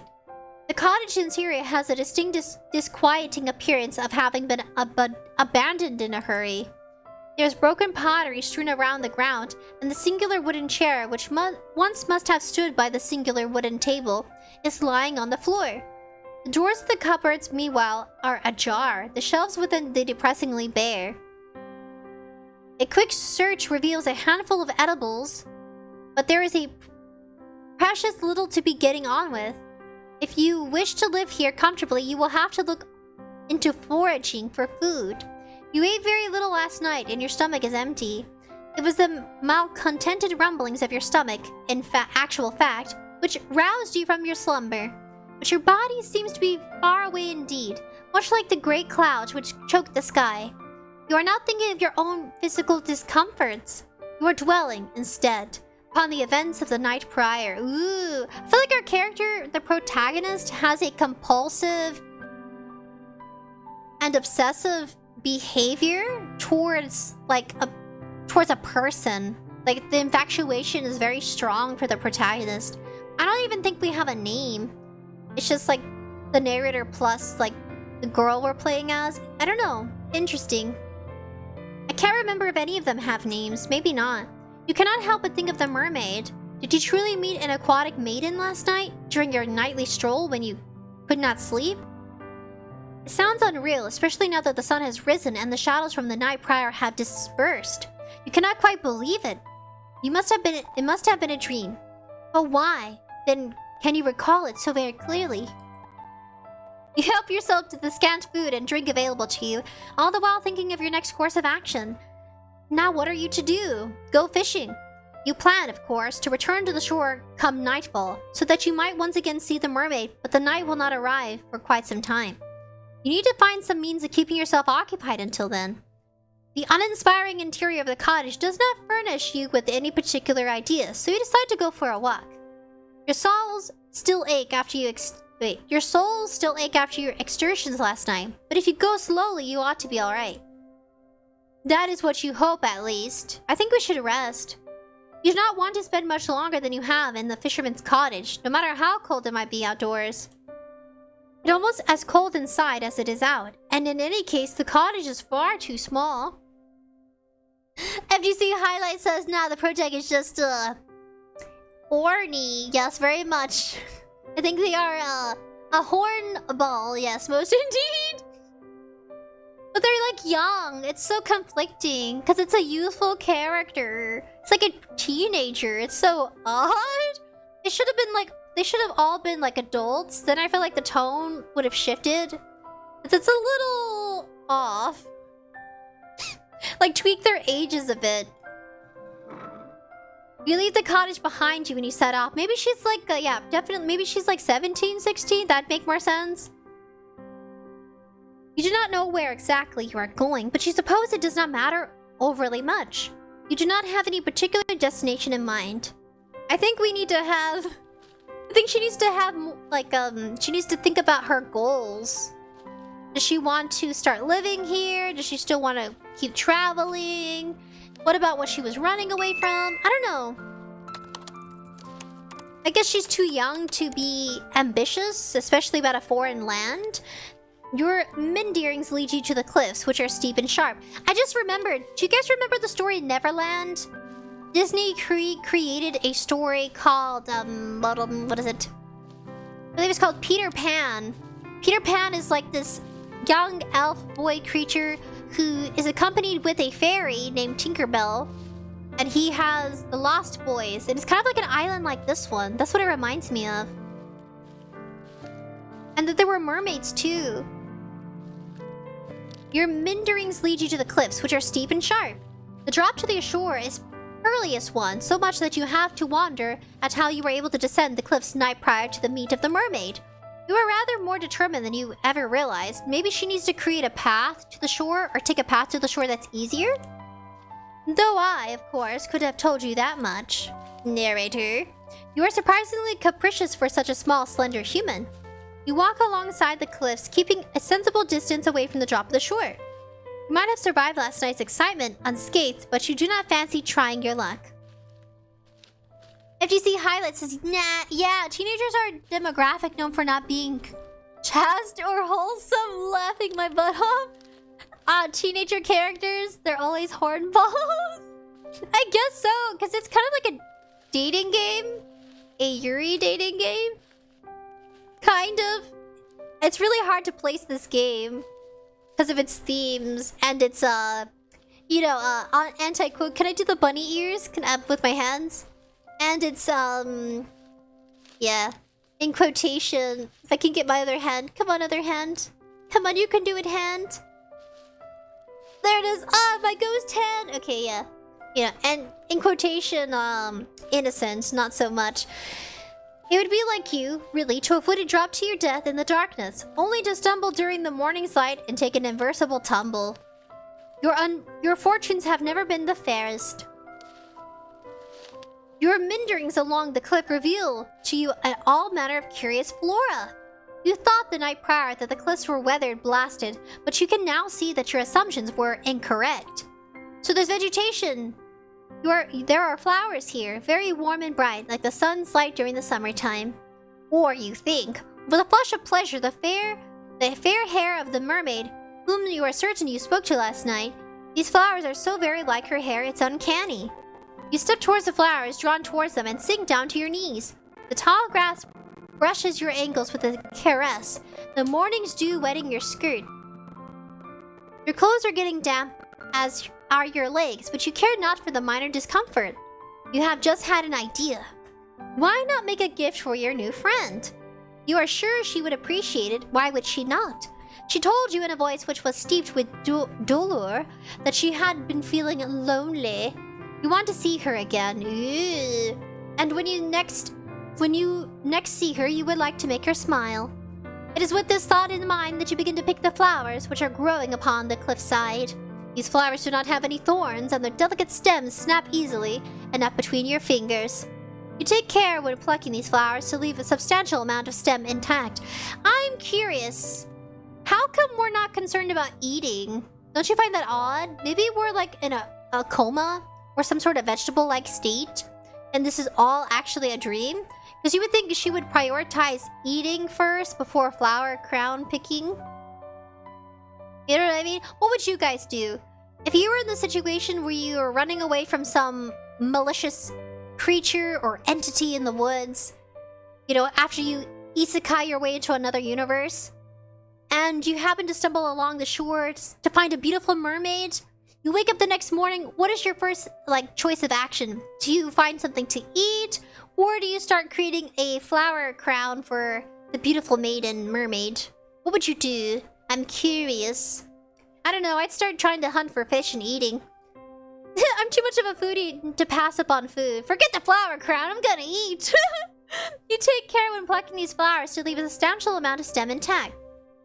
You will need these stems so that you might twine the flowers together. You mean to make for your mermaid a diadem, something she will be able to wear in her chair, in her chair. She's sitting. This tiara is certain to suit her. She is so pretty, anything would suit her. Oh my goodness, already obsessed, or at least fascinated, infatuated. You continue to work, slow and steadfast, as the weak sun shines. It takes time, but you are eventually able to fashion something you are satisfied with. You only hope the mermaid will feel similarly. I don't think so. I think she'll probably eat us. Drown us, then eat us. And bring her as a late night snack for her mermaid folk. If indeed she really does exist.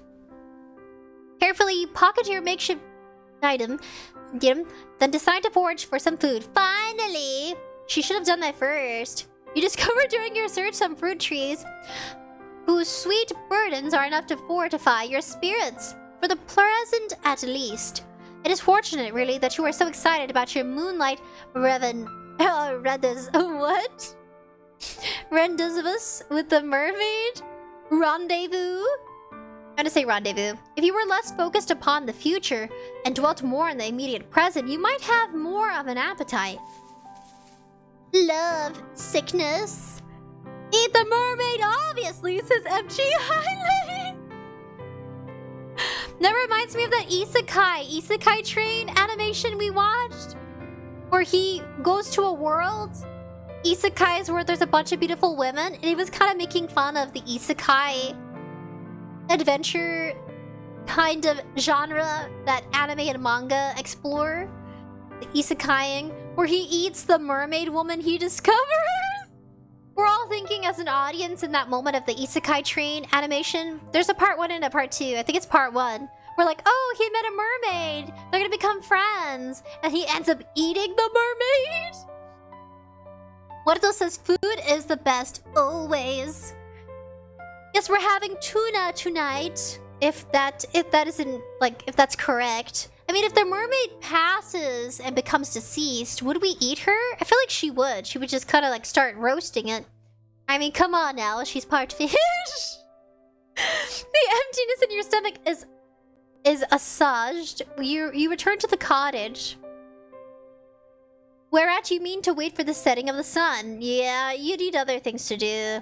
There's very little to do. You soon discover in the cottage, other than checking the cupboards and sweeping the floor, occupations which both feel depressingly pointless. You would think she'd go to the village, right? Like she would start traveling to the village to see if anybody's alive.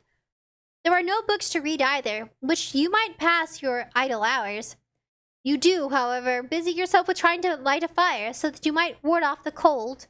The time is horribly slow in passing, in part because you have precious little to do, but also because you cannot stop thinking of the mermaid. Ew. You mean the siren? Will she really return to the shore as she said she would? Can you truly trust her?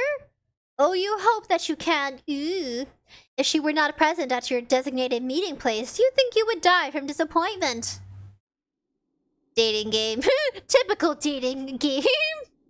The seconds continue to trickle by, unchecked by an hourglass. As they do, the sun sinks beneath the horizon.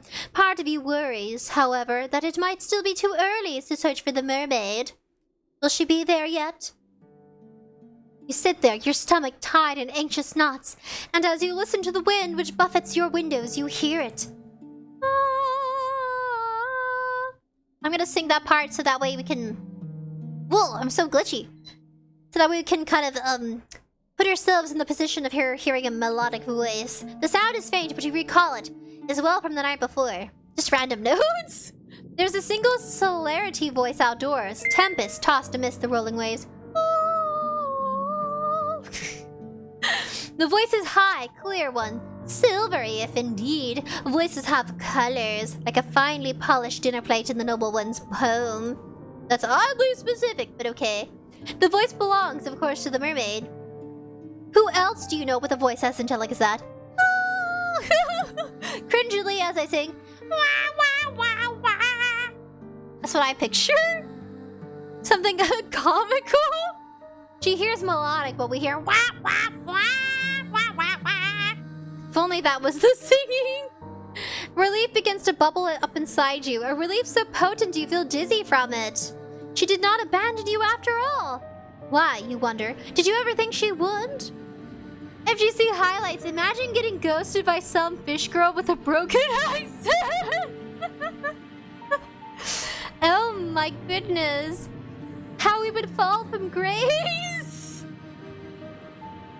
I wouldn't be offended. I'd be like, no! My dinner's not coming back. I lost my chance to eat a mermaid. To taste the ocean. She said that she wanted to see you. Did you think that merely the nicety buoyed as if a gentle breeze? You hurry to the door. With trembling fingers, they are trembling, I presume, from excitement rather than fear. You seize the handle, then turn it. Then you step out into the dark, inky sky and thrust yourself over the over the edge. I'm adding that part because, I mean, why not? Okay, no, it happens that you walk towards the cliff as you did the night prior, beneath the cover of the ink blue sky, the wind moaning fitfully with every step you take. Your soul still ache from your expedition the day prior, but you are able to ignore the discomfort. It seems irrelevant, really, when compared to the prospect of once meeting the mermaid. Ew. You have known her only for one night. Oh goodness. Yet she has come to mean more to you than your own well-being? Ah, I see. I gotta make sure I don't have any other... Okay, yeah, we're good. Making sure no other music's playing. Other than the game. Because I have, like, additional music soundtracks for when we, like, chat and stuff. You have known her... Yeah, I read it. Okay, sorry. Moving on. You would do anything for the mermaid if she asked it. Concerning... Well, almost anything. My thoughts exactly. Not everything. You hurry down the sharp incline of the cliffs to the shore, almost stumbling in your scuffed brown shoes. No, my Mary Janes! They're expensive! One Mary Jane... Like, if you have a pair of Mary Janes, they can last you a long time. They even sell them for women, which really were not built with rock climbing in mind. Usually Mary Jane shoes are like, you know, for like... it can be a typical type of shoe that people require for... Yeah, schoolers. For the youth to wear. So frantic are you in your attempts to once again make the mermaid's acquaintance, you very nearly fall. It is a good thing that you still have enough sense about you to regain your footing. Otherwise, this tale would come to a premature ending. Eventually, you make your way onto the shore, then approach the jagged outcrop of a rock whereout you last saw the mermaid. This girl better grow legs, because I swear, traveling down this very edge-sharp cliff is dangerous. I don't know. I don't think the mermaid's worth it, but okay. For you buddies, anything. But not everything. We'll do our best to win the heart of the mermaid. That is the goal. Like the night prior, the mermaid is perched upon these rocks. Her fair hair strewn about her shoulders. When she sees you from across the shore, she ceases her singing and her eyes light up. Or at least they seem to. So, you have returned to me, my hero, the mermaid says, and then lightly she giggles. Or perhaps I should say heroine. What? Okay. Her praise makes you blush. You do not feel worthy of it. Nobody has ever called you a heroine before. You do not even think of yourself as a heroine. If a story were made about you, you rather think that you would be a supporting character, one without her own voice. That's kind of what she is. She doesn't have a voice, other than us narrating it. You are not interesting enough. The mermaid seems to think that you are, though. She's staring at you delightfully, as though you are the one person in the world she most wishes to speak to. The thought makes you tremble, but not as much as the mermaid's gaze. You tell the mermaid that you do not think you are very brave, but she dismisses your awkward remark with a laugh. I think you are. I saw the way you scaled those cliffs. I thought that was very heroic. Oh, so she saw that, did she? Then did she see how you slipped down the cliffs, grazing your palms in the process, and how you nearly fell? You have never been more graceful of girls, but you have your failings exposed before being a poised and as perfect as the mermaid. As it stings a little bit more, in fact, than the resilient graze on your palms your clumsiness brought you. You tell the mermaid that there was nothing so heroic about all that. You were simply excited, that is all, to see her again. You weren't thinking. Well, that makes the two of us. I was excited to see you again. She was? Naturally, I had a good time speaking to you last night. I'd hoped that we might resume our correspondence. That is why I came to the rocks a bit earlier than usual. I was waiting for you. Did you hear my song? Yes, you reply with a nod of your head. You heard it, all the way in the abandoned cottage. It called out to you. That was the general idea. I was singing for you.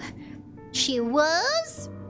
You do not think that you were worthy of the mermaid's song, but it does not mind just dedicating her voice to you then. Dedicating. Who else would I dedicate my voice to? There was nobody else to hear me. That is a good point, you suppose. Shyly, you look back at the mermaid. You thank her for her song. It was very beautiful then to tell her before you can lose your nerve that you have prepared a present for her too. Oh, have you really? You have. It is a small thing, nothing more than a silly trinket, but if it would not be too much of an imposition then, with clumsy fingers you reach into your pocket. Ooh, that's very pretty! For a few moments you fret that your near fall down the cliff might have damaged the delicate chain nestled within it, but your worries are in vain. The chain is surprisingly sturdy, given it was made only of few flowers. With a few flowers, and it has held firm against the odds. FGC highlights, bruh. She just sit on some shores and yelp into the night air, and we have to fall all over ourselves to get some fish. Yes, fish sussy. Too much effort. Sussy indeed! You handle the chain with great care all the same. However, as you hold it out, presenting it for the mermaids of probation?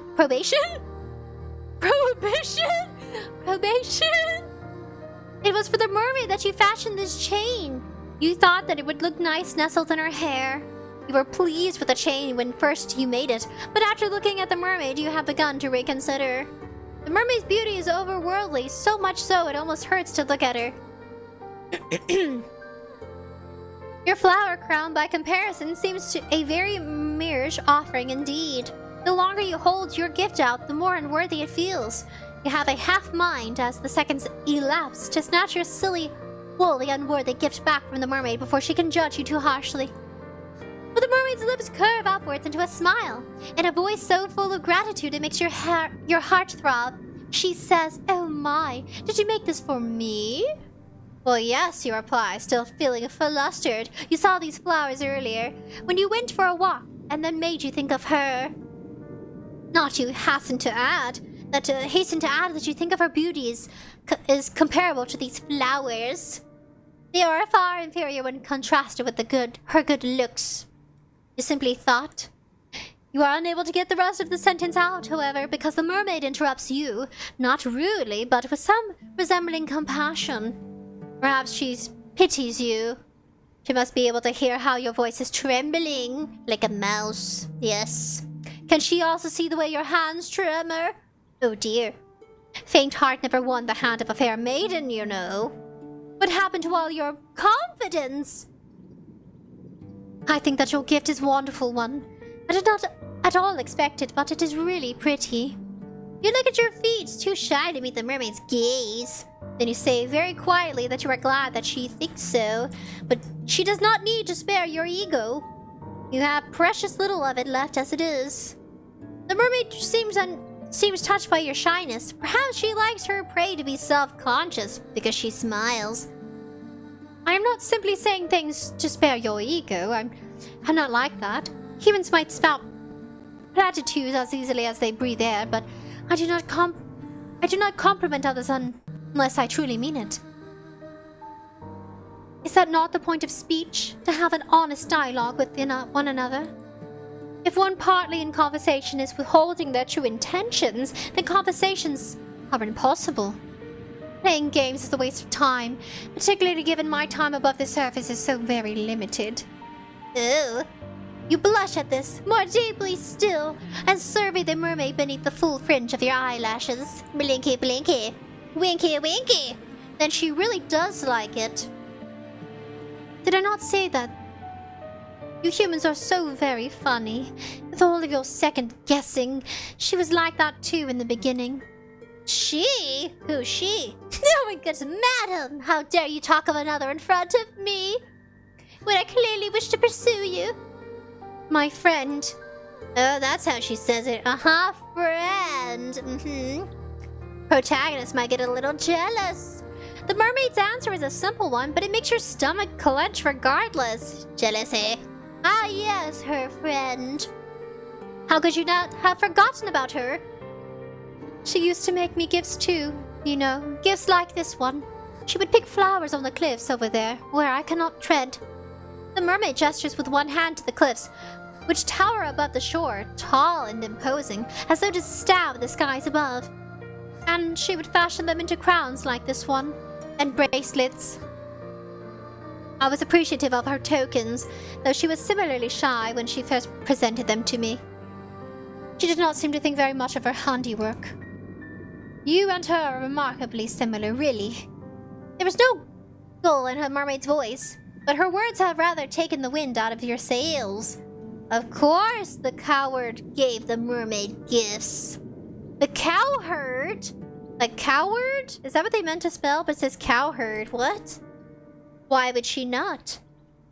The mermaid is beautiful.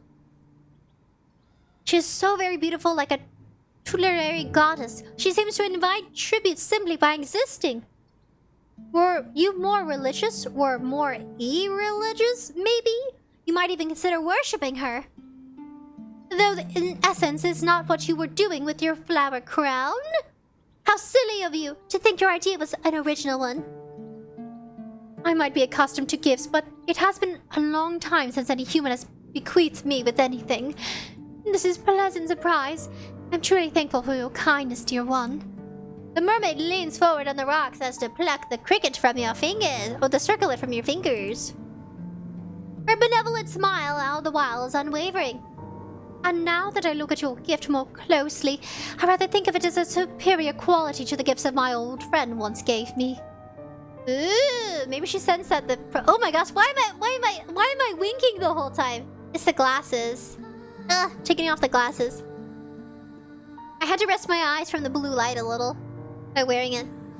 Now this is enough to make your start. Wait, what? Now this is enough to make you start. If the touch with the mermaid's fingers upon your own was not. Could your silly gifts really be better than those she once accepted? I think she's just saying that to, you know... It's like she's fishing for fish. But she's fishing for human love. I think so. My friend's trinkets were all rather clumsy in execution, though I cherished them nonetheless. They were very precious to me. They did not fast for very long, though not when I took them with me. To my home beneath the ocean, the water soon tread the fragile links between the flowers' stems ascerned. Your diadem, however, seems more sturdy, but it is, by the same token, very delicate. Ew! FGC highlights all tribute to this girl is getting income. What? is getting some butter and salt on the frying pan.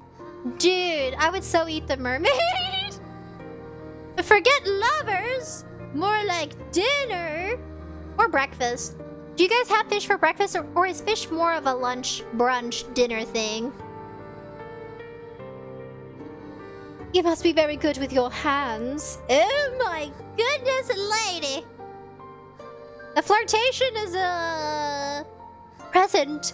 You think back briefly of your disastrous sewing lessons in the past, of your numerous failed attempts to thread your needle, while the other girls giggled at you, and you blush. You think the mermaid's praise might be a touch of effusive? You tell the mermaid as much, but she only laughs. I do not think so now. The mermaid places your floral trinket upon her head.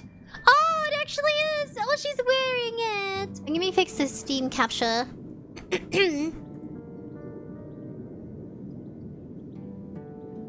That's better. The mermaid places your floral trinket upon her head, over her long, fair hair, then surveys you in a manner which seems utmost piteous. What do you think? You think that the mermaid looks radiant. Note that it's less because of your gift and more because of our natural looks. We gotta scratch more than just a surface protagonist. We're gonna say protag-kun. Protag-chan, because it's a girl. You tell the mermaid this, though not in terms quite this glowing, and she giggles. You are selling yourself too short. I think your gift is lovely, really. The flowers rather match my hair. Yes, you answer with a nod of your head. That is why you picked up those flowers. We've now become officially a simp. She's all you have been able to think of. Yeah, she is. I am glad that you have been thinking of me. I, in truth, have been thinking of you, though I do not wish to say as much. No? No, it would be embarrassing to confess how much I have been looking forward to our reunion if you did not feel similarly. I do not care to pine for humans from afar. But if you care for me as I do, then it makes me feel less alone. You hasten to assure the mermaid that your face aflame. Do you ever stop blushing? Goodness gracious! That you do care for her, very much so. It feels more like temptuous. Yeah, it feels like more like temptation than, you know, love. Like she's been seducing us with her song. Like, we only heard it twice. But it's like we're kind of becoming a little too, attached. We don't even know her name. How could you fall in love for someone without knowing their name first or exchanging names? It's more lustful than anything. Typical Yuri love story. You have not known her very, very long, but she has certainly made an impression upon you.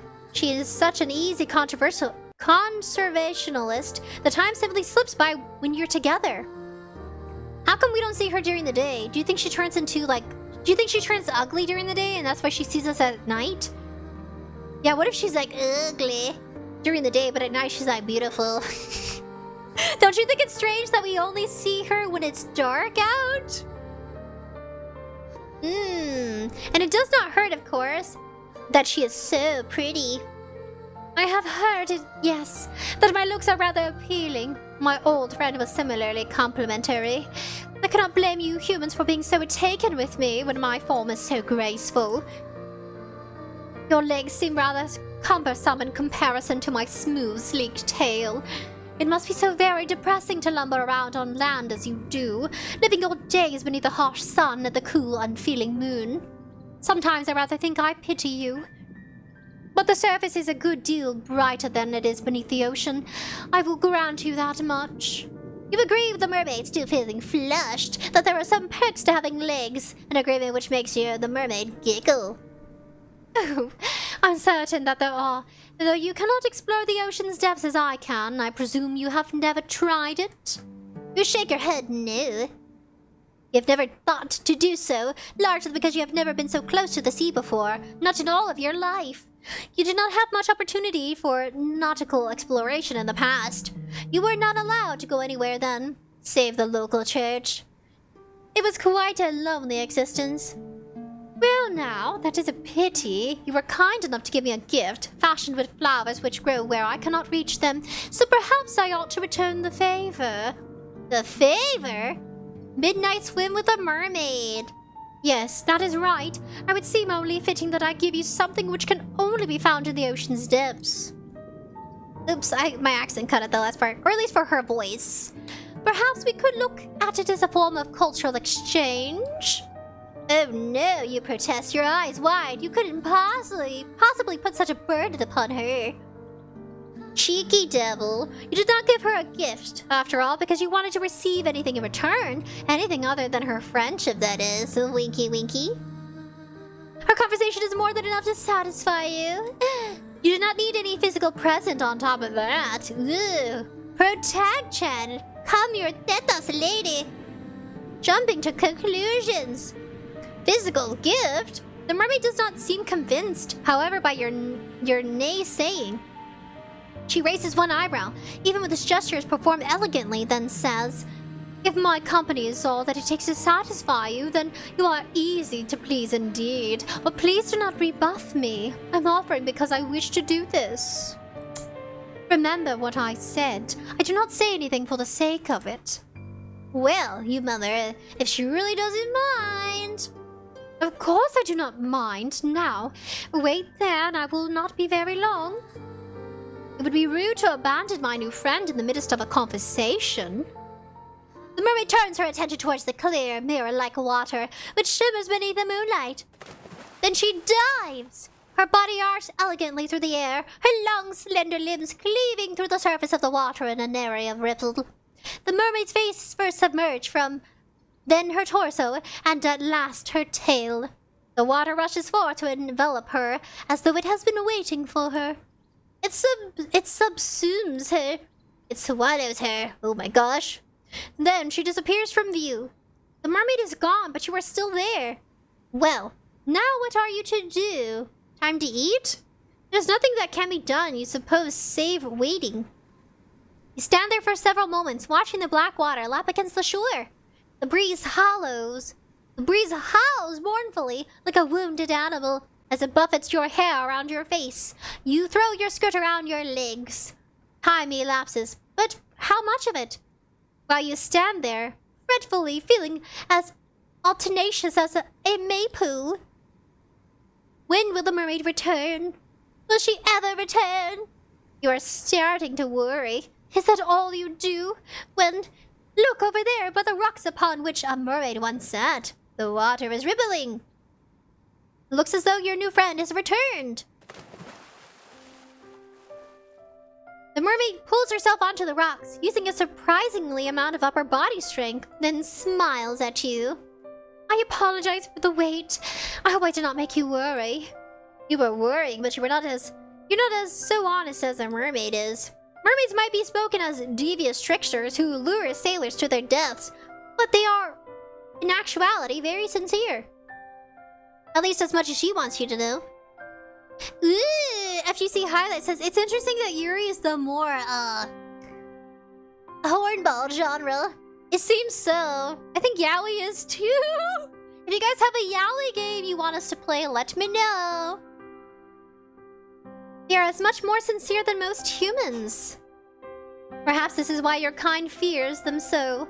There are very few creatures who inhabit this world whose capacity for lying is greater than your own. You tell the mermaid that you were not worrying, and she answers with a weary smile. I am not sure about that. Ah, the mermaid is willier than you were giving her credit for. She has seen straight through you. But no matter. It took me some time, but I was finally able to retrieve you a gift. I do not have the means to turn this into a pretty piece of jewelry, as you did with the flowers, but I wish to give it to you nonetheless. I do hope that you like it. The mermaid leans forward and holds her gift out towards you, her slender fingers unfurl about it, like the petals of a flower being folded back, and... a seashell! It's a conch! Oh, what a pretty gift it is! The ocean might be dark and deep, cold and unfeely, but the same cannot be said for the object which glitters upon the mermaid's palms.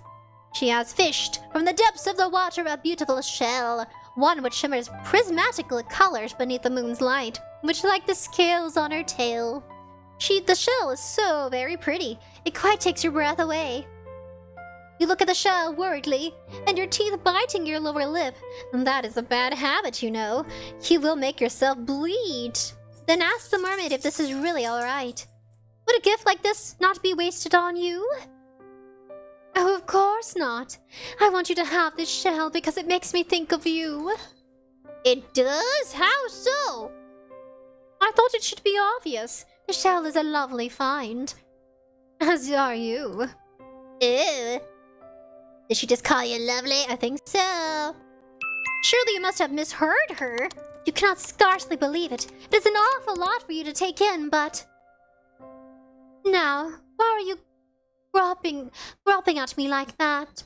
The wind will change, you know, and then your face will be stuck like that, which would be quite the shame.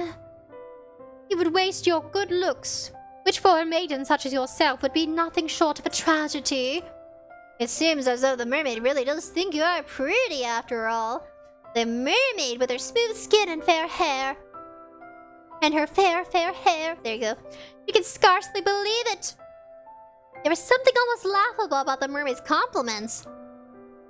How could she call you pretty when her looks are so immediately obviously superior?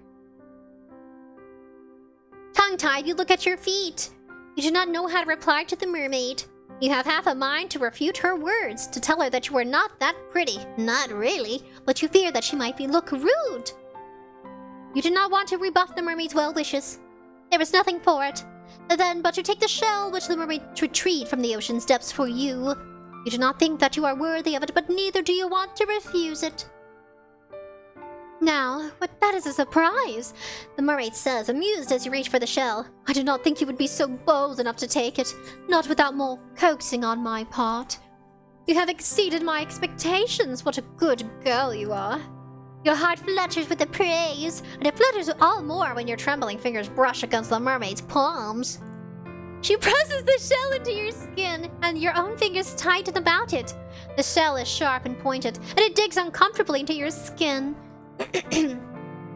It hurts, but there is a pleasure in the pain. Oh my goodness. This too feels like a gift from the mermaid. Oh my gosh! Oh my! You do not want to spurn it. Even pain can be a precious thing when dealt with by one whom you care for. But we don't even know her name. You never knew that before. You hold the shell to your heart, which is beating a regular rhythm, and look at the mermaid. Then very softly you thank her. It's quite alright. It seems only fair that after you share part of your world with me, I wish to share part of my world with you, too. Humans cannot normally descend beneath the ocean's depths, and even if they do, they cannot remain there for very long. You are far too fragile. Would that I would bring you with me to my underwater kingdom, where we might be together. The mermaid's melodic voice trails away, suffused with something resembling melancholia. She sighs, huh? Then she shakes her head and smiles. I think she drowned people. I think she drowns people! It's just a suspicion. Not much to go off by that. FGC highlights, not much variety in the start of the game, huh? I mean, she's pretty. What this will have to do for the present, please take good care of that shell. Look at it from time to time and think of me. Kimchi! I will now capture the kimchi. Oh, no! No! My mouse! No, kimchi. I'm clumsy, I dropped my mouse. Wait, what? That would make me happy indeed. This is what I get for getting distracted by a kitten. These days pass, following the nightly encounter with your aquatic acquaintance with utmost intolerable slowness. You endure the hours of sunlight as best as you can, by going for long, bracing walks amongst the heather, foraging the berries and fruits among the hedgerows. You even, when you have mustered up enough courage, take an old fishing line, uncovered in the fisherman's cottage, and try your luck by the shore. I'm glad the character's eating, because I was worried. I was like, are you eating? Or are they just lovesick and infatuated with a mermaid? Your initial attempts by angling are without success, but as the time passes, your proficiency in the art grows. Sometime after you take up your rod, you find you are able to catch the odd fish here and there. Small, scrawny things. Mostly by the meat goes a ways to bolstering your rudimentary diet. Why don't we ask for fishing skills with the mermaid? Be like, what's up, lady? Can you help me how to fish for fish? Fish woman? Like, ask for help, I think. FGC highlights. Why didn't her flower crown fall off when she went into the ocean? Very suspicious. That's a good point, FGC highlights. Suspicious indeed. Maybe she's not a mermaid. Maybe she's a hallucination. You teach yourself how to remove the scales of these saltwater fish that you have captured and how to gut them. You learn, too, how to cook them over a simple fire. Sometimes you skewer these fish of yours on spikes and roast them slowly, innards and all. Ew, okay. You gotta eat. You're able to sustain yourself well enough during the day, though the faint pangs of hunger you experience never quite go away. Your physical discomfort, however, is secondary when compared to your desire to revisit the mermaid.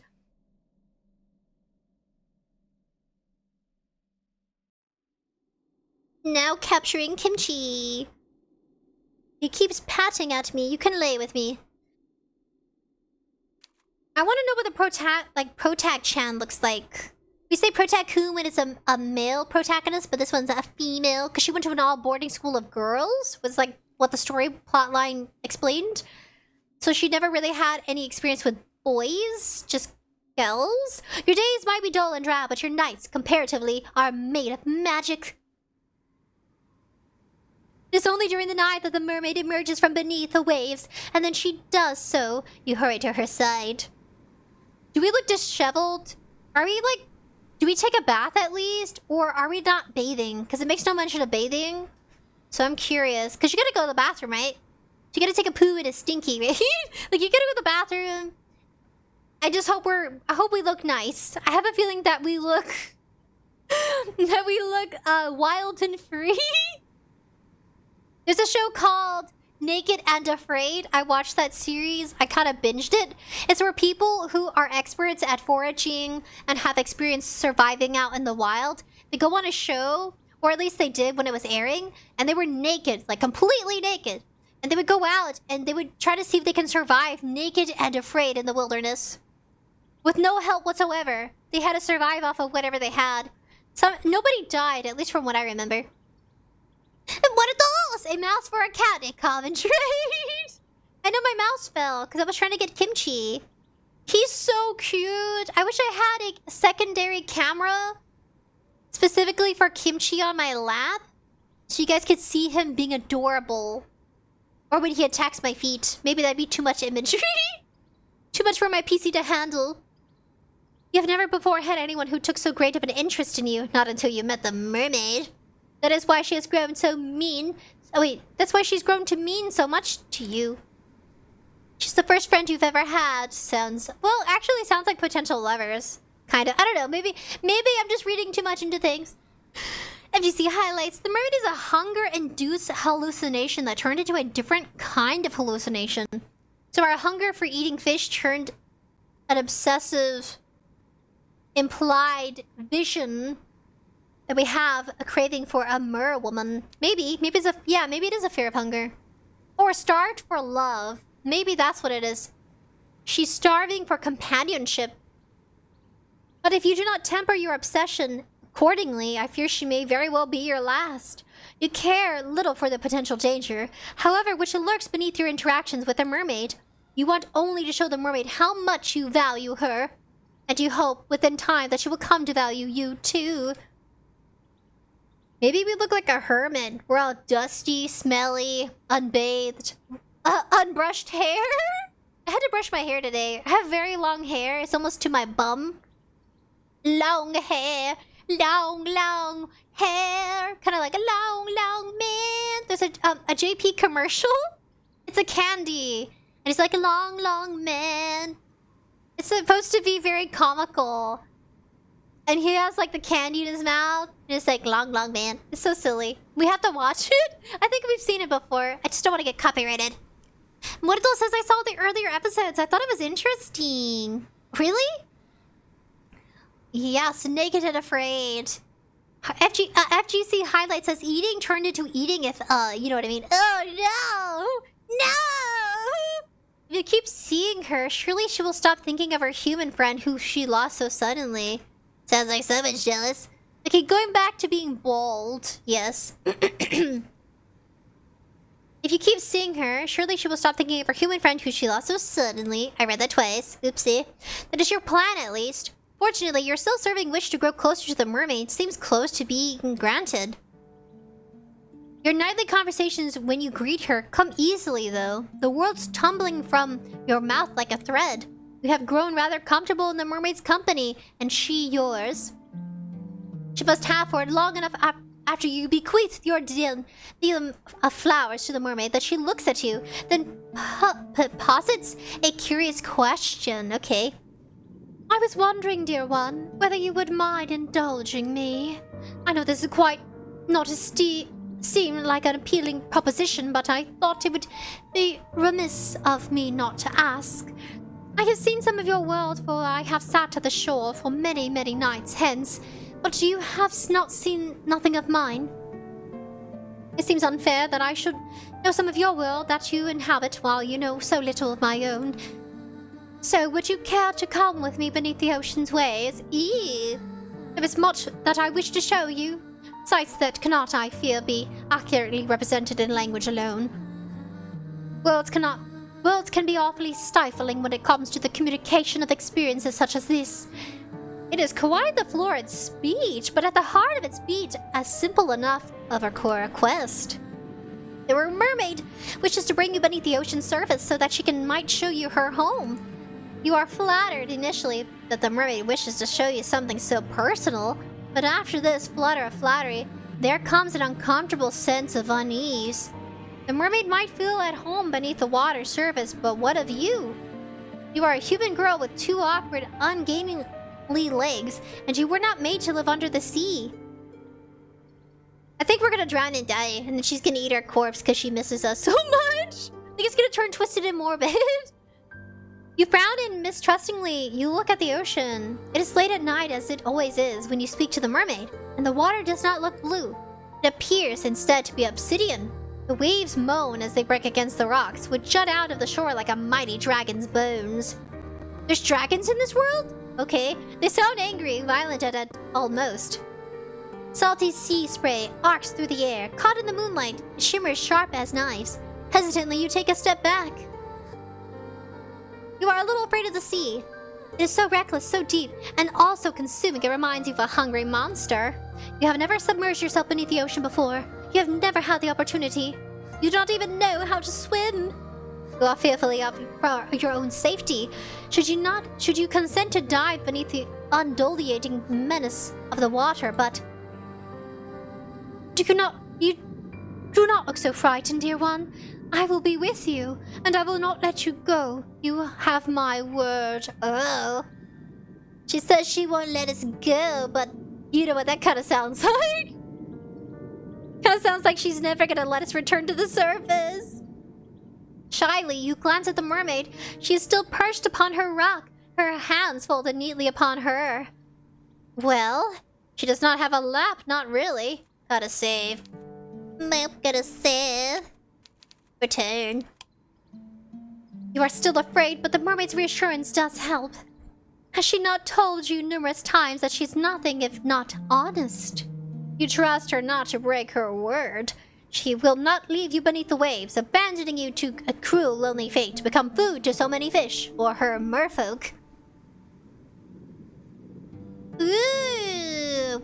FGC highlight says, you think the mermaid would want to eat a literal hobo? I think that's what we became. I think we became a beach bum. We live off the shore. I don't know how we look, but it seems like we look disheveled. Maybe stinky. Unbathed. I don't think we've touched water in a while. I don't think we're bathing in the ocean. It would have made mention of it. We're just eating and foraging for berries. We're like a wild woman. or young youth, woman. She will not leave you beneath the waves, imagining you to... Okay, I've read that, guess. Of course, you are certain. That is why, despite all of your misgivings, you find yourself nodding your head. You fool! But okay. If that is what she wants, then you will accompany her. You are interested, too, in what lies beneath the ocean's surface, out of sight. Are we going to Atlantis? Oh, I knew that you would agree. Thank you very much for humoring me. I will endeavor to make these next few moments the most memorable you have ever experienced. Hopefully not our last. Now, would you care to come with me? I shall be your guide. The ocean steps might be dark, but I will not let you get away from me, I promise. Okay. A little threatening, but okay. Hoping there's no malicious intent here. The mermaid extends her hand towards you, a hand which seems to cut through the moonlight just like a blade.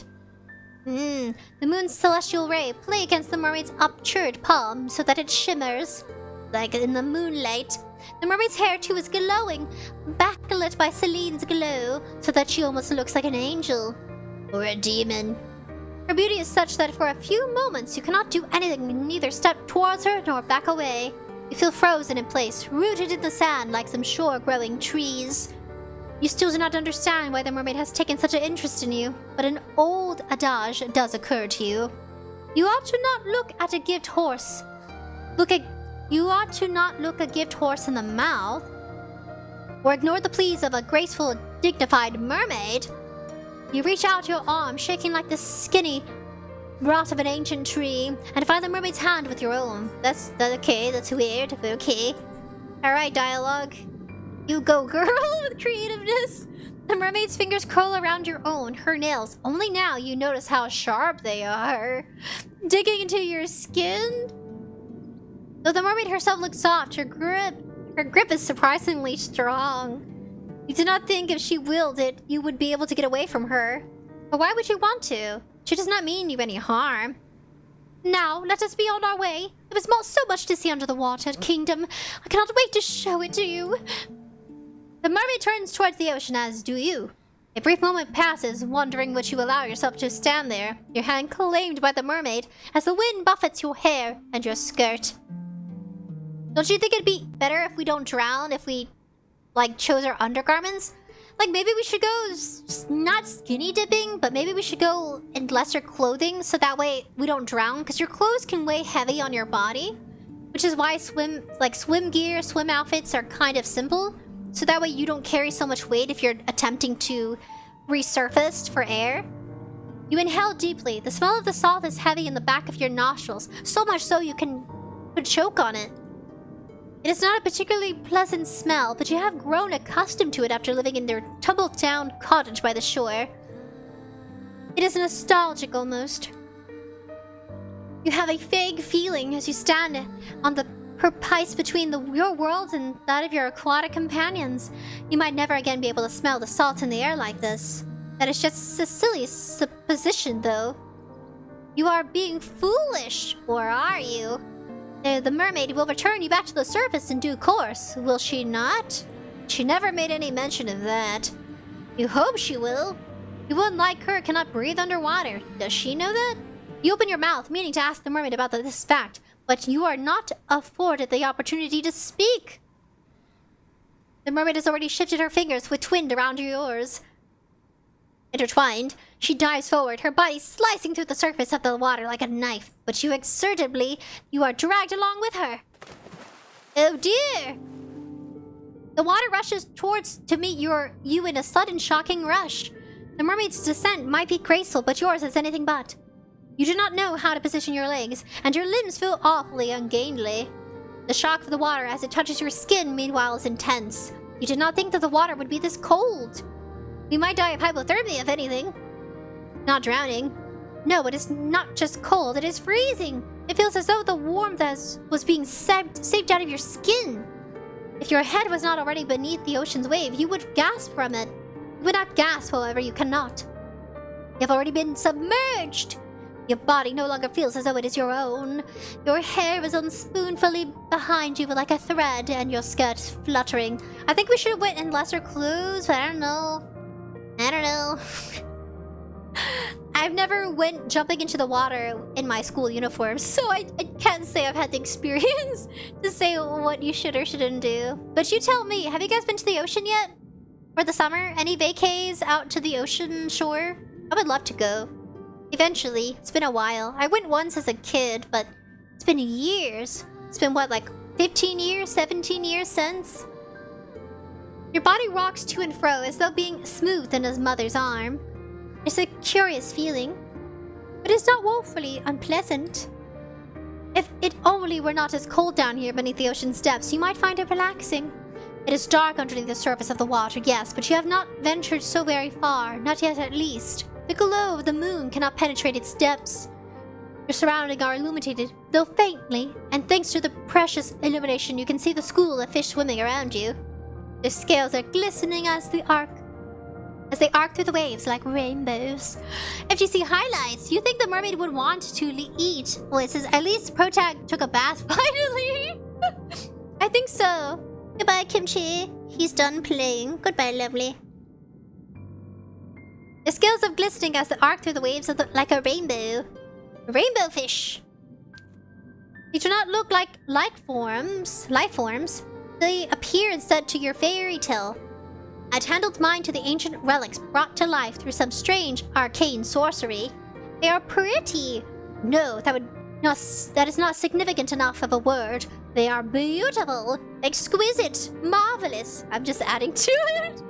You should not know as you stood upon the shore how very full of life it was beneath the water's surface. You do not know either how very beautiful those aquatic denizens of the deep were. You have never been fish like these, but you have never seen fish like these before, not in real life. Do we have any options? I feel like we don't have any choice in this route. It's weird. You have memories, big, hazy memories of dissecting a fish once, in particularly gruesome biology lesson. We dissected a cow heart, sort of, kind of. That was the only dissection I've ever experienced. It was a giant calf and then like a baby calf. It was a calf and then it was a mother cow. Heifer and then a cow. No, a calf. Cow and heifer and calf heart. There you go. There's something about like that. You can tell that this is a healthy heart.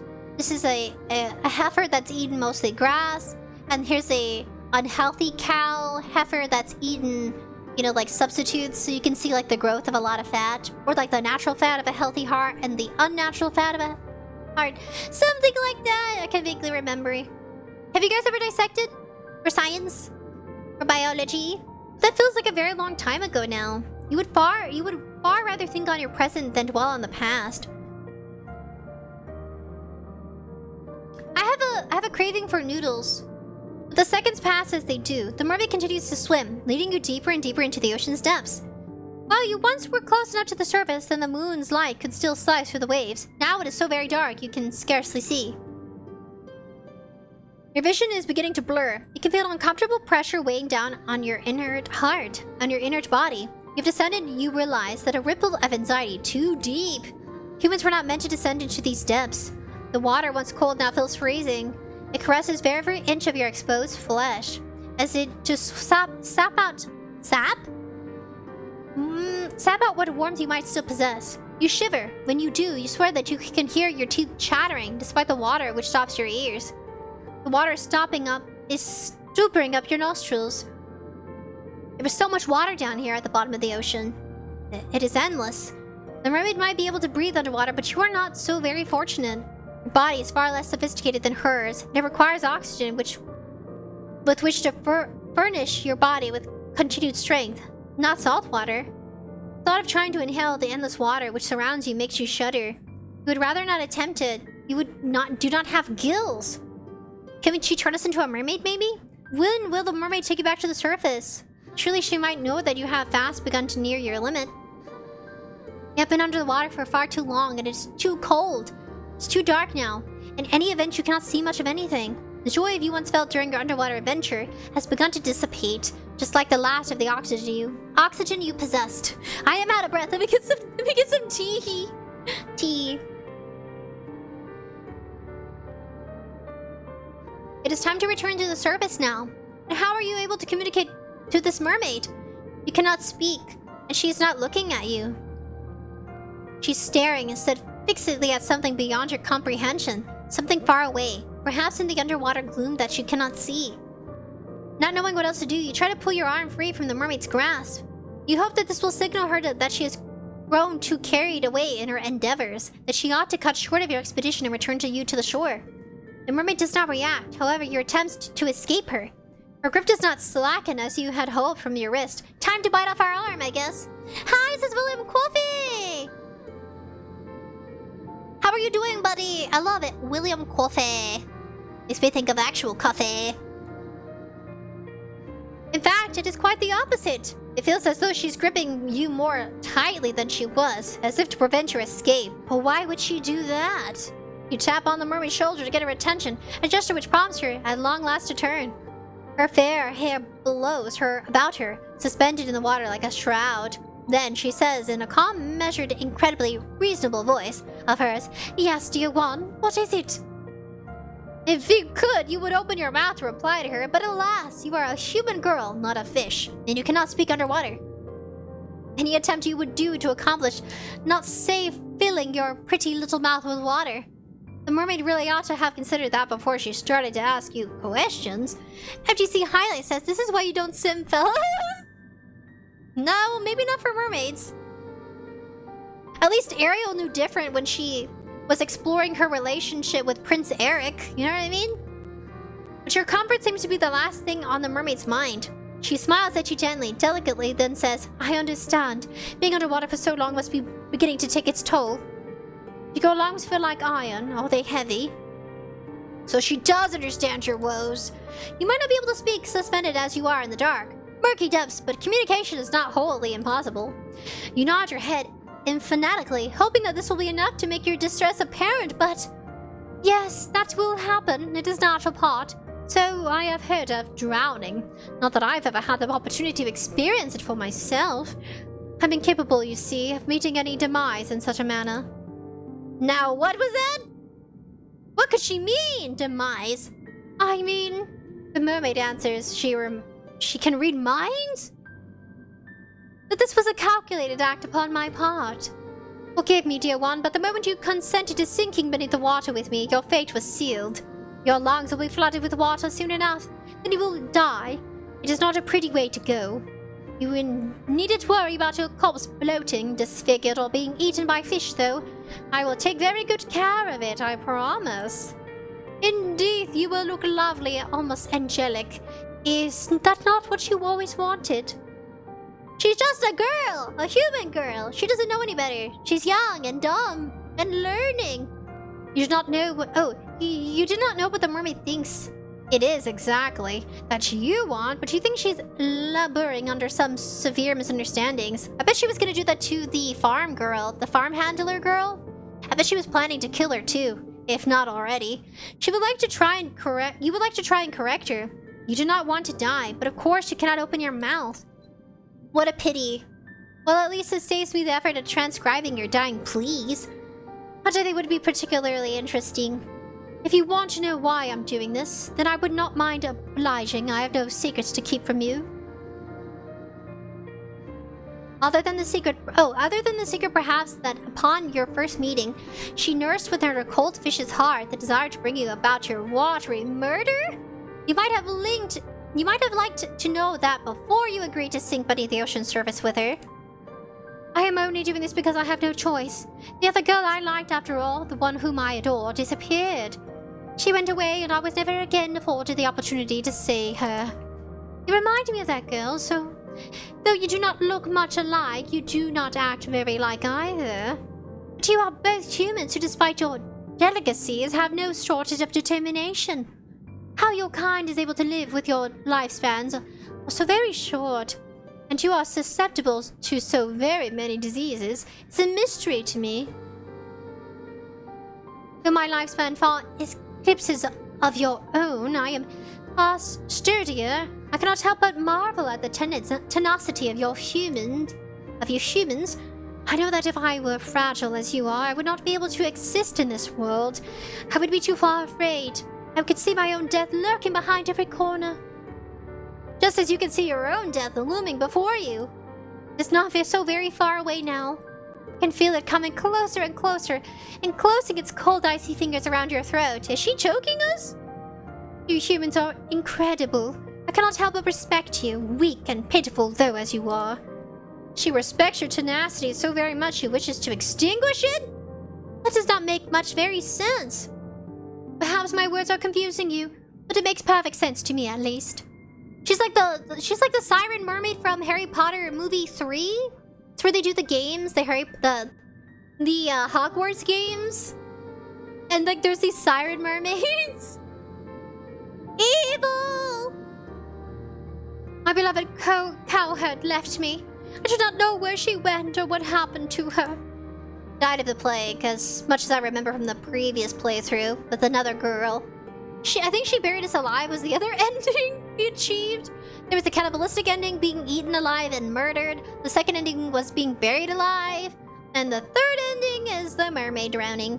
Perhaps she was murdered by bandits. Perhaps she contracted a horrible disease. She got that one right. Perhaps she simply fell and cracked her skull. I do not know. I will never know.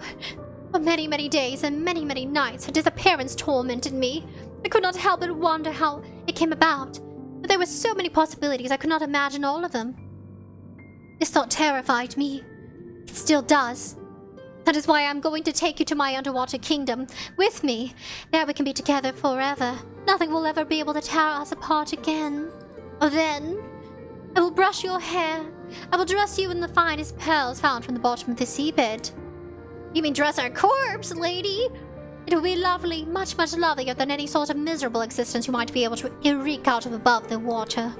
In my citadel, you will never be attacked by bandits, nor ravaged by disease. You will be quite safe, I promise. Quite safe, yes, and quite dead too, surely. Well, yes, that is the only unfortunate aspect of my plan. She considers your death nothing more than a mere misfortune? Then the mermaids might be surprisingly cold after all. But perhaps you ought to have predicted this. She is part fish. Are fish not cold-blooded like lizards? You probably learned this at some point during biology class, but your lessons are beginning to feel very faint and far away now. Your body's beginning to fail you. FGC highlights. This game surely portrays girl love in a beautiful light. A Yuri game at its finest. Morbid. It's a morbid game. Where we die every time. I haven't earned a happy ending. I don't think there is one. You cannot take much more of this. It is a necessary sacrifice. That would if we are to be happy. I'm doing this, you know, for both our sakes. I do apologize for tricking you, but please try to understand. I really have been lonely. You would be more inclined to sympathize with her, perhaps, if her loneliness was not to usher in your inevitable demise. But you are too preoccupied with your dwelling reserves of oxygen to feel much in the way of anything for your captor. You can feel the pressure of the water against your eyes. They are beginning to ache. I think we'll become a can. Have you guys ever seen that the pressure of the deep sea can crush a can? That's why submarines are made a certain way, so it can withstand the water pressure. Because if a person were down below, their innards would be crushed. Because they can't survive the pressure.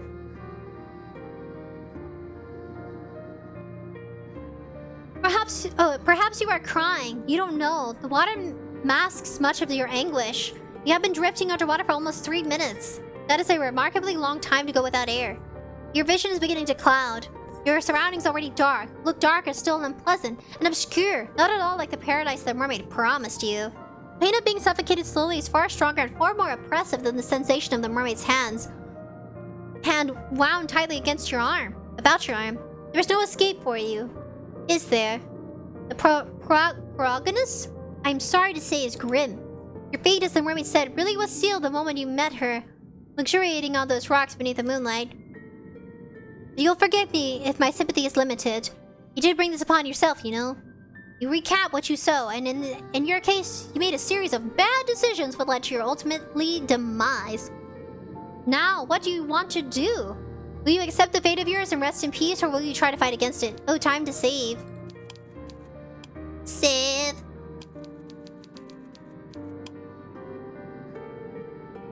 Accept your fate, fight against your fate. I'm gonna fight the mermaid. Forget you, woman! A Merlin! Ah, I like the look on your face. It's a look of full determination. First prompted me to take an interest in you. I can tell that you are not happy with this ending. You did not come all this way after all to drown. That is quite the indecorous demise, regardless of how many fine stones and shells the mermaid means to twine through your hair after your death. So I'm gonna go back to the other option after to play out how that ending is to accept it. But for now, we're not gonna accept it. If you wish to carve out a new story for yourself, then I would be only happy to indulge you. Just try not to get on the bad side, or good side of any homicidal naiads of this time. The drowning of the fair maiden is something of a cliché. Your fate is once again in your hands. Now I wonder, which path will you take? Give up? So you've come back here, have you? That does not come as much of a surprise. Though you're presented with 3 potential paths, it is not as though traversing any of them would have any particular impact upon your ultimate fate. So it really didn't matter, it resulted the same, I think. In the end, you were always destined to return here. Did you really think you had a choice? How hopeless naive you are. I thought that you were smarter than that. Your breath, which once escaped your lips in sharp, ragged gasps, is now on the verge of tearing out altogether. Your lungs feel dilapidated as though they have been punctured. Your blood is rushing through your temples in a heady, overwhelming surge. Your stomach, meanwhile, has twisted itself into knots. Your body feels heavy, your lungs in particular. They have no longer wished to obey you. You take the stumbling step forward and your foot gets caught in the tree root. You are certain that you passed this route once already, and that you sidestepped it. Perhaps your memory is beginning to fail you, just like the rest of your body. You gasp surprised, and pitch forward dull and senseless like a sack full of potatoes. Delicious. Your arm hits the ground with a crack, one which makes you cry out in pain. Tears begin to steed your eyes. Wet and salty tears which you cannot esteem. You are not as resilient as the gravedigger, nor as carefree as the princess. Oh, that's right, the gravedigger. And the princess. If you ever lived underwater like the mermaid, then nobody at the very least would be able to tell that you are crying. But you do not, and I can.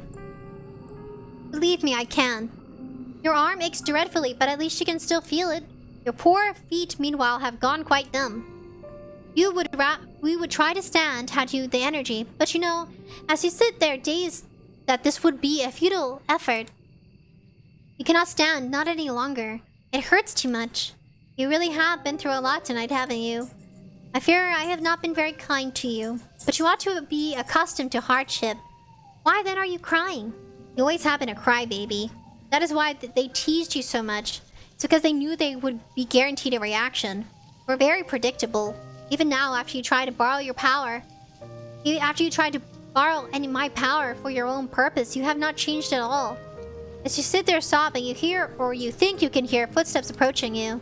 There to your right is a snapping of a twig. To your left, the telltale rustle of leaves. Your every sense feels razor sharp, honed to a nice point by anxiety. You are so panicked you feel as though you're going to be sick.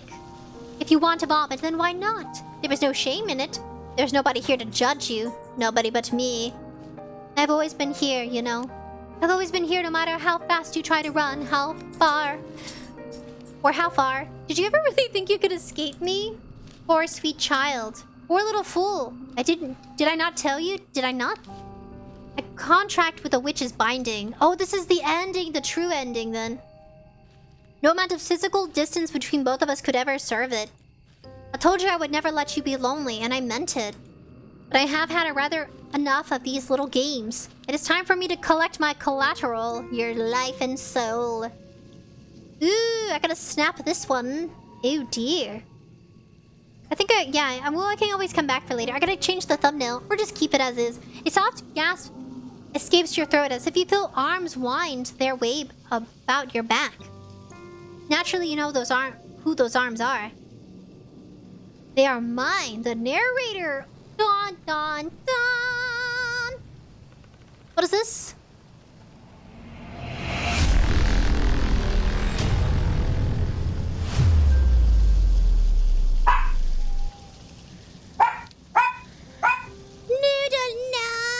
Noodle. Oh well, it's too late for Noodle. She's gonna start barking. So the narrator was the witch the whole time? I have been watching you all night, but this is the first time I have reached out to you in such a direct manner. Did you not expect me to be so forward? I can hear your heart fluttering in your chest. It is beating very quickly like a startled rabbit's. Your breaths are short and sharp. Noodle. Canoodle noodle. Come here, noodle. Noodle. Noodle. It is a cold night, and though I am holding you, you are still shaking. I wish you would not tremble so. Everybody fears the unknown, but we are not strangers. We have spoken before, have we not? When you first called me forth from either using that book you found in the library, you were desperate enough then to turn to the occult for help. You pleaded with me to use my magic on your behalf. You begged me. You implored and you entreated and you wielded and you whined, and though I had some reservations, you forced my hand. I had no choice not in the face of your desperation. You did not want to be lonely anymore. You wanted to have a friend, somebody who would always be there for you, no matter what. You wanted somebody to love you. Is that not what you demanded of me? Is that not what I have given you? You might think me wicked, but I think you are being awfully cruel yourself to run from me after I made all of your wishes come true. I did think, you know, about punishing you for running far away from me.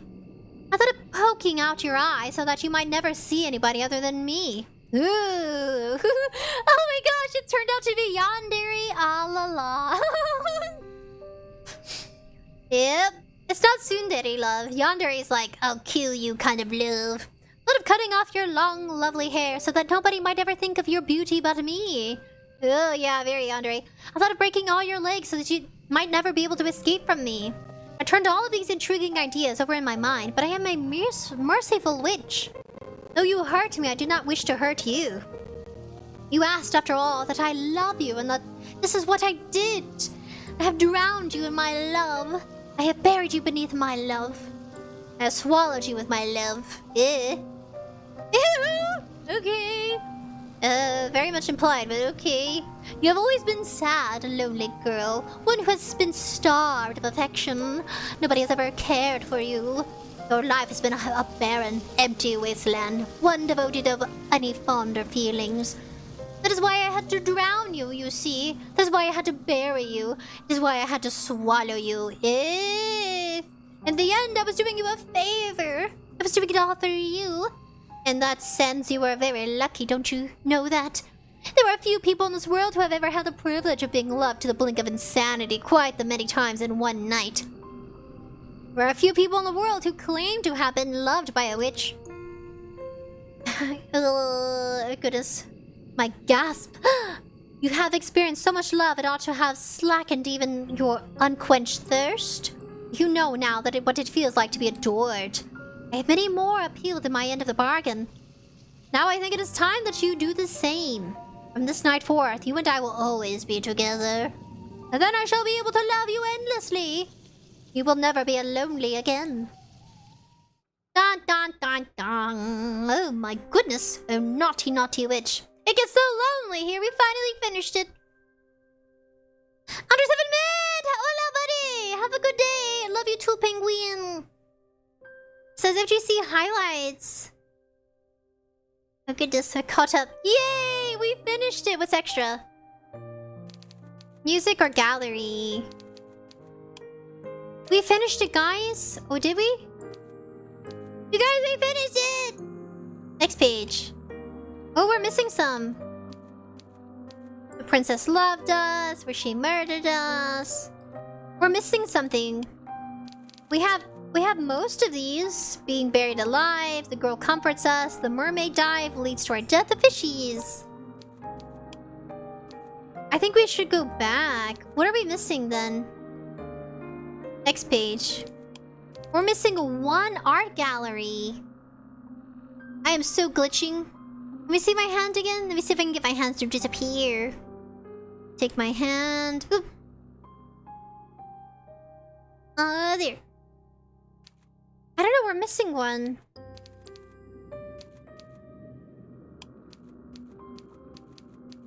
Let's return. We're gonna go to load. Oh, she cleared it. Oh my gosh, she cleared our loads. Our saved files are gone. But we're missing one of the art gallery. Load extras. Notes?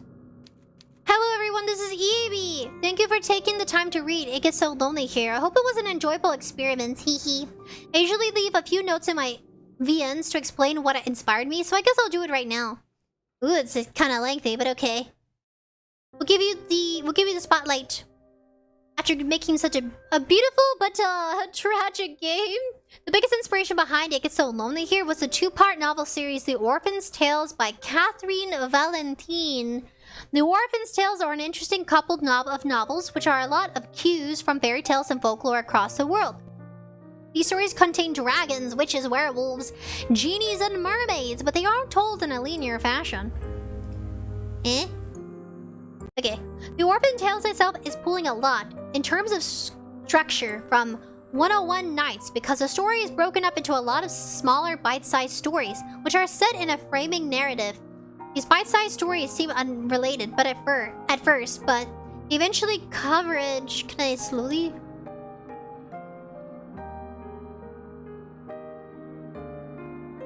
there it is. Coverage by the end of the second novel, and it is revealed that the framing narrative itself is steeped in as much magic as the story is the narrator. Well, there are numerous narrators were spinning.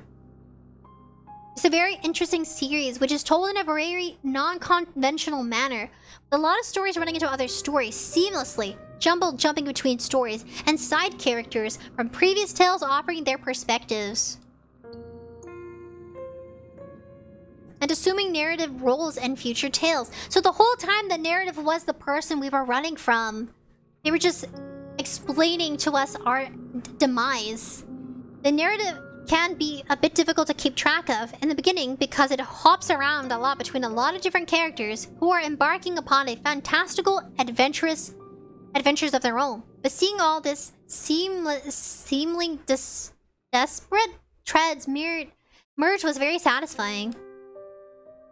I honestly do not read a book like... I haven't read a book like it before. Okay, back to hair. I'm gonna get my hair back.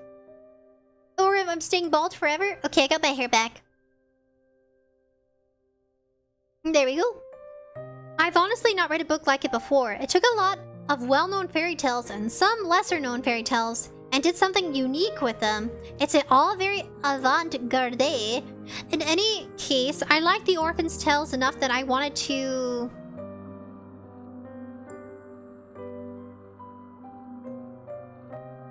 There it is. I thought it would be fun to craft a story of my own, comprised of multiple different fairy tales all wrapped up in a framing narrative. I turned this idea over in my head for about 2 or 3 years, so that's a long time of planning. Seems worth it. But didn't have any concrete ideas, so I wound up shelving it. You guys, you know my VTuber lore? It took me, like, since last year. It took almost 2 years for me to finally have the courage to actually go through with it being kind of... for the story to be concrete. Because before it was a bunch of jumbled ideas. The whole VTuber lore, 𝐴𝑗𝐴's invention, where the little robot teddy bear, after the apocalyptic world and everything's falling apart, he's trying to bring back life into the world. So he tested it on plants before he made a hybrid of both plant and robotic pieces. It seems like a simple story, but really, sometimes stories take more time to think about. Because that honestly was something I've been wanting to do from the very start. So even when I had those videos where it was like pre-recorded content videos, even then, that's kind of like something that I had in the back of my mind, but it only became true or come to light or created.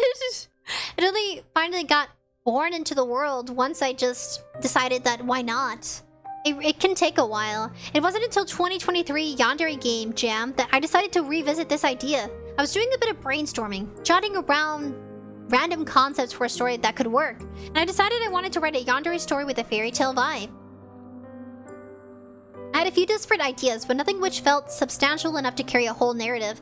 I was also torn between writing the princess story or the gravedigger story as standalone narratives. I like both of them conceptually, but that seems a bit too simple.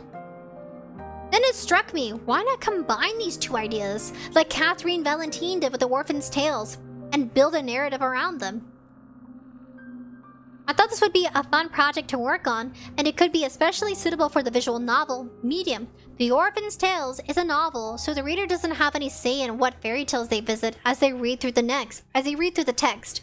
Well, unless said reader decides to flip around the random pages, like a fighting fantasy novel, which wouldn't be a bad way to experience a book, which is written in deliberately disjointed way, so the reader gets pulled through a lot of seamless unrelated stories at a random until things start to come together. Visual novels are known for having routes, however. Even the most generic bushwalks, people accept multiple stories when reading visual novels, and it's a fairly common phenomenon for characters to get a spotlight in their own route, but be sidelined or in some extreme cases disappear from the narrative altogether and other characters' routes. By writing this fairy tale pastiche as a visual novel, I figured it would feel more natural and to section these short stories I had into their own self-contained routes, which only coverage once you read all of them.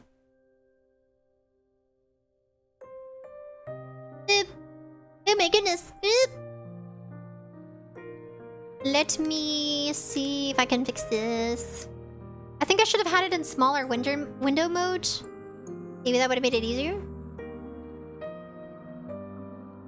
And then fix my position because I feel like I'm covering the text. That's better. I'll still read it to you guys. 2 stories. Oh wait, where was I again? 2 stories to have the princess story and the gravedigger story. Oh, I already read this. As such, I think the mermaid story feels a little less inspired by the gravediggers and the princesses, and it also features the least dialogue between the main character and her so-called love interest. I think the mermaid's route is the weakest story, narratively speaking, but I do like the aesthetics of her story a lot. I think her character design is very pretty, and I think she's wound up the most appealing character-themed song. Plus, since I commented to the fairy tale theme, I really did want to write a love interest who wasn't a human. I thought it'd be a bit boring to have a fairy tale themed visual novel when all 3 routes deal with human girls, so the mermaid's existence brings a bit more magic into the story. Excuse me, I burped. I designed these 3 character routes to be relatively short on purpose. Firstly, because the visual novel was created for a game jam that I didn't want to overburden myself with writing 3 long, complex routes in a month. And secondly, because I wanted the story to feel vague, unfixed, and ethereal. It was the desire which resulted in the main character not having any direct dialogue, the details of her past being so sparse and fragmented, and it was also why none of the characters have names. Yeah, that bothered me.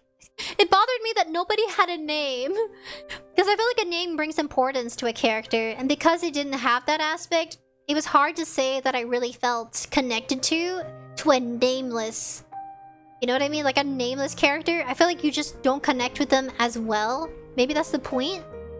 I wanted the characters to feel more like a fairy tale archetypes rather than, well, characters, which is why they get referred to by their roles in the story as opposed to the names. The princesses remain the princess, the mermaid is the mermaid, and the gravedigger is, well, the gravediggers aren't common character archetype in fairy tales at all, are they? At least I don't think I've encountered any who held prominent roles. I guess she's a bit of an outlier than... Her character and her design were mostly inspired by Gray from the Lordy Milios case files, lol. But she's cute, so it's okay, right? Right? Ahem. I also decided to write the story in second person. Which is something I've only done once before, and sparingly, and once on a windswept night. I don't write the second person very much, since it's an unusual method of storytelling in general, but I thought it would add to the overall atmosphere of the story. Having a faceless narrator address you as you feels a bit more unsettling. It did. I think then first or third person narration, which are more standard, though I suppose by the end of the story the narrator isn't so faceless after all. Since the narrator is a character in her own right, and she does occasionally offer her own thoughts and remarks upon the events of the story, would that make the narration first person instead? I wonder. The use of the second person narration was also inspired, in part by Slay the Princess by Abby Howard, which is a visual novel with a rather unusual presentation, which I enjoyed a lot. I also pulled some inspiration from Optimal Conditions for a Sacrifice by Musinasi,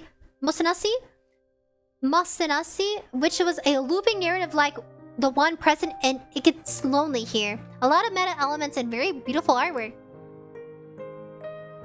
𝑩𝒆 actually agreed to the work with me on the art for it. It gets so lonely here, which made me even more excited about this project. I think her art is gorgeous, and it really captures the fairy tale aesthetic I was going for. I'm very honored she agreed to work with me. The artist for my VTuber lore was me, which is why it was so... It was my first animation, you know what I mean? Come on, first animation! It's fine, it's not gonna be... It's not gonna be like the most polished work you ever come up with. There's so much like more to look forward to. I could possibly say more things about the story. Oopsie, my camera is readjusting. But that's enough for now. Once again, I hope you enjoyed your time spent with it.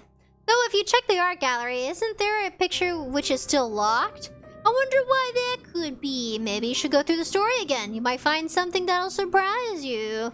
𝑣𝑥. Okay, Abby, we're gonna go do that. Story again, I guess. 2 minutes over the usual route. You're running through a forest, but this shouldn't come as a surprise to you. You've been here before, haven't you? It's beginning to feel like you've been running for a long time, déjà vu. A long time before, but the sun, despite overwhelmingly weariness which assails your legs, and yet to rise. Why, I wonder that could be? You are sure as to run that you have seen this all already. You have seen the fractal pattern of the moon's milky glow as it sprills on the uneven forest floor and the trees which jut out of the earth like eerie monuments to a foreign god. You have seen wicked brambles which sought to ensnare you, and I might add succeed. The tree roots, hooked like the choppy fingers of witches far older than I, which sought to trip you. You have cut your feet. You have torn your skirt. Can I skip? Can I skip? You've taken numerous paths, yet they're all ended in failure. Once you had hope. Now it is gone. Oh, it's different dialogue then. It's been a while since I've read it. You have already given in to me. So why are you still running? I wonder why. I'm trying to not die. FGC highlights. Drowning ending where? Ah. Well, it's assumed that we drowned. Twilight Shiny Evie. You got your hair back. Yes, I did. Silly girl. Did you really think you could escape from me? After all, I have subjected you all to already. There's no use trying to escape from my embrace. And if I may be so bold, I am hurt that you would even attempt it. Were you not happy with me? I was happy with you. But no matter. You are a stubborn little chit. Ooh. Getting feisty. Kimchi has to take a stinky. Kimchi, you have to take a stinky. I like holding Kimchi up to the world. Kimchi, I'm holding him in the sky. I like Simba. What is his name? Who holds Simba in the sky from The Lion King? Taking a short break from the story. Who is it? I thought it was Zabumafu. Is that Bumafu? I forgot his name. He's a wise munchichi. Baboon but man. I mean character, not man. FGC highlights. What do you think about the including such long-winded notes and explanations about the process of writing a game? I think they're worth reading. I like it. Okay, hold on. I gotta go let Kimchi be free. Hold on a minute. So he can go to his litter box. Oh, really, Kimchi, come back. One moment, please.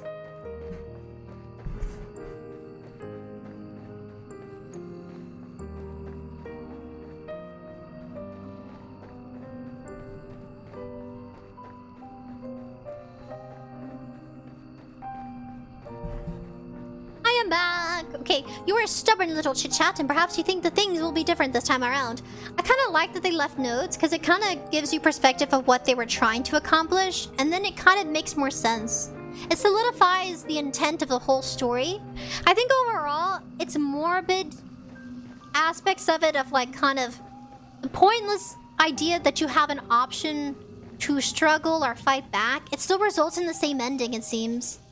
Like, it's kind of pointless to fight it, so it's like the whole narrative is bound to where, like, you end up with the witch anyway. Muertos Rafiki! Thank you, Muertos! I forgot Rafiki. It's like I'm Rafiki and Kimchi is Simba. And I guess I guess we don't have a Mufasa, thankfully, because Mufasa doesn't live long. I mean, spiritually, he lives on in the afterlife in the sky with the heavens. Where the heavens touch the savannas. That is why you began to run. I can see, despite the fear in your eyes, that your resolve has not burnt out, not just yet. A spark, if it still remains, a spark that I mean to extinguish for good. It is pointless, you know, trying to escape from a witch's curse in this forest of Phantasmagoria, constructed from my own powers. I have a creator goddess, Mother Earth, if you will. So that's why we're trapped in an endless cycle of, like, running in a woods. It's horrible. She should take a break and eat an apple or something.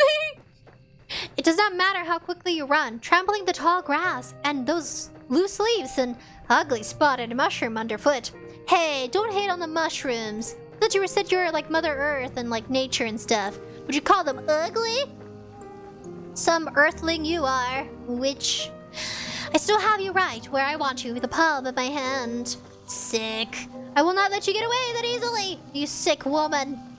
Gal, creature, witch lady, but very well. If you insist on playing this little game, then I will indulge you. I will play along. We could do this all over again. No thanks. Now, where were ye? Oh yes. We're still running through a forest. Skippity skip skip. Skip skip skip. Skip skip skip. I don't want to play it again.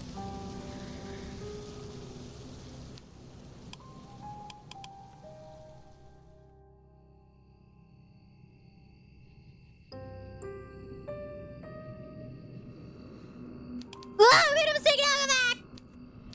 I don't want to do it again. I don't like you, lady. Save. Code a title. Yes. Extras.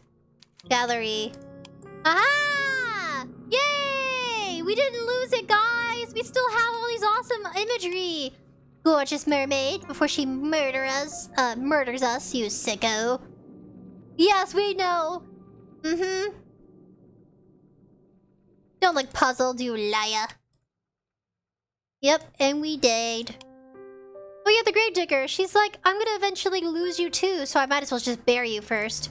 So she buried her feelings. I want that rose. Why is it still not... Oh well, I don't know how to achieve it. I don't want to play through it again. The princess who's bloodthirsty. Then she leaves us there to, like everybody else, you know, become a Skeletor.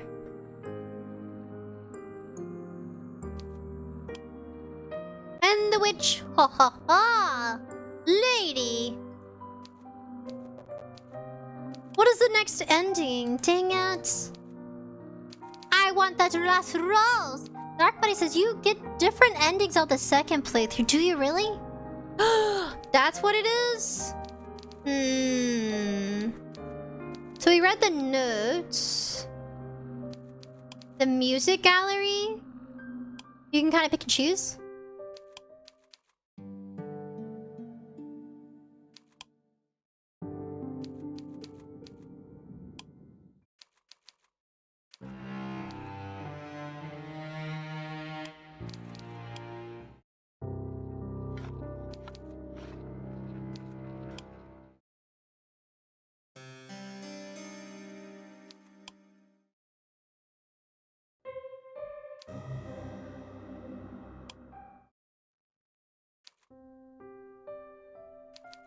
Wow, I like that one better. Gallery. Well, buddies, it wraps it up for today. As the Wheel of Names has chosen, it gets lonely here. I do want that last one. I don't want it to be like we didn't finish it. No! I guess it'll stay in the Wheel of Names for now. Until next time, buddies. What did you think, though? Did you like it? Leave a like if you enjoyed it. Get so lonely here. If it surprised you in any way, if the ending was unexpected, let me know down in the comments below what you guys thought of It Gets So Lonely Here. Or give them a round of applause.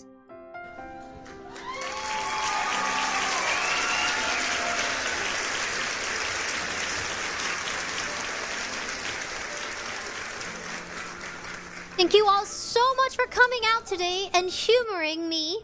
Your jokes were quite funny. It made it lighthearted, because I think the game was insane and absurd. I'm really kind of sad that we didn't get any happy endings. Let me return. Let me go back to start. Oh wait, no, I should have just went to load. Dang it. Can I go to escape? Main menu, go to load. Let's go back here where we have a choice. Yeah, I'm just skipping through it. We read this dialogue, man. You know, let's skip through it and see what happens. Yep. We've heard this before you murdered us. It only skips dialogue you've read before, so it'll stop if we get new dialogue. Kinda cool. 𝒔𝒊𝒍𝒍! I enjoyed it. It was fun stream. Thank you, 𝒔𝒊𝒍𝒍. I can't believe she gets buried alive. Accept or fight? Let's fight. Oh my, this is certainly unexpected. I'd rather thought you, after everything you have been subjected to, that you would no longer continue this farce. I was completely prepared for you to forfeit yourself at long last to my loving embrace. I am ready to embrace you, should you desire it. Cradle you within my unassailable affection. More like death. But it seems you are not ready to submit, not quite yet. Being buried alive twice over has not been enough to diminish your determination. You still wish to fight against me, as if you have any hope of succeeding. Your efforts are futile, don't you know that? I am far stronger than your skinny human-like self could ever begin to complain. And would you rather be Wait, what? You would be better served if you gave in. But perhaps I have not loved you profusely enough to not just yet. If you are to learn anything, I must first beat it into your thick skull of yours. You will listen to me then. I only want to best you forever. Okay, I mixed my accent. No! Muerto says I just like the cat game until next time. But FGC highlights says, yeah, it was a nice stream. Made me hungry. I'm hungry too. We'll come back. I'll save it. We'll come back, guys. We'll come back for a part 3 or 4. Until next time.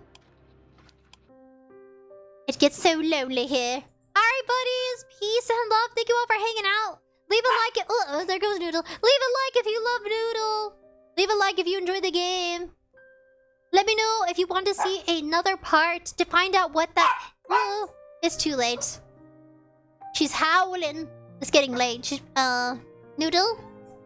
Noodle? Well, glitching out hell. Okay, bye, buddies.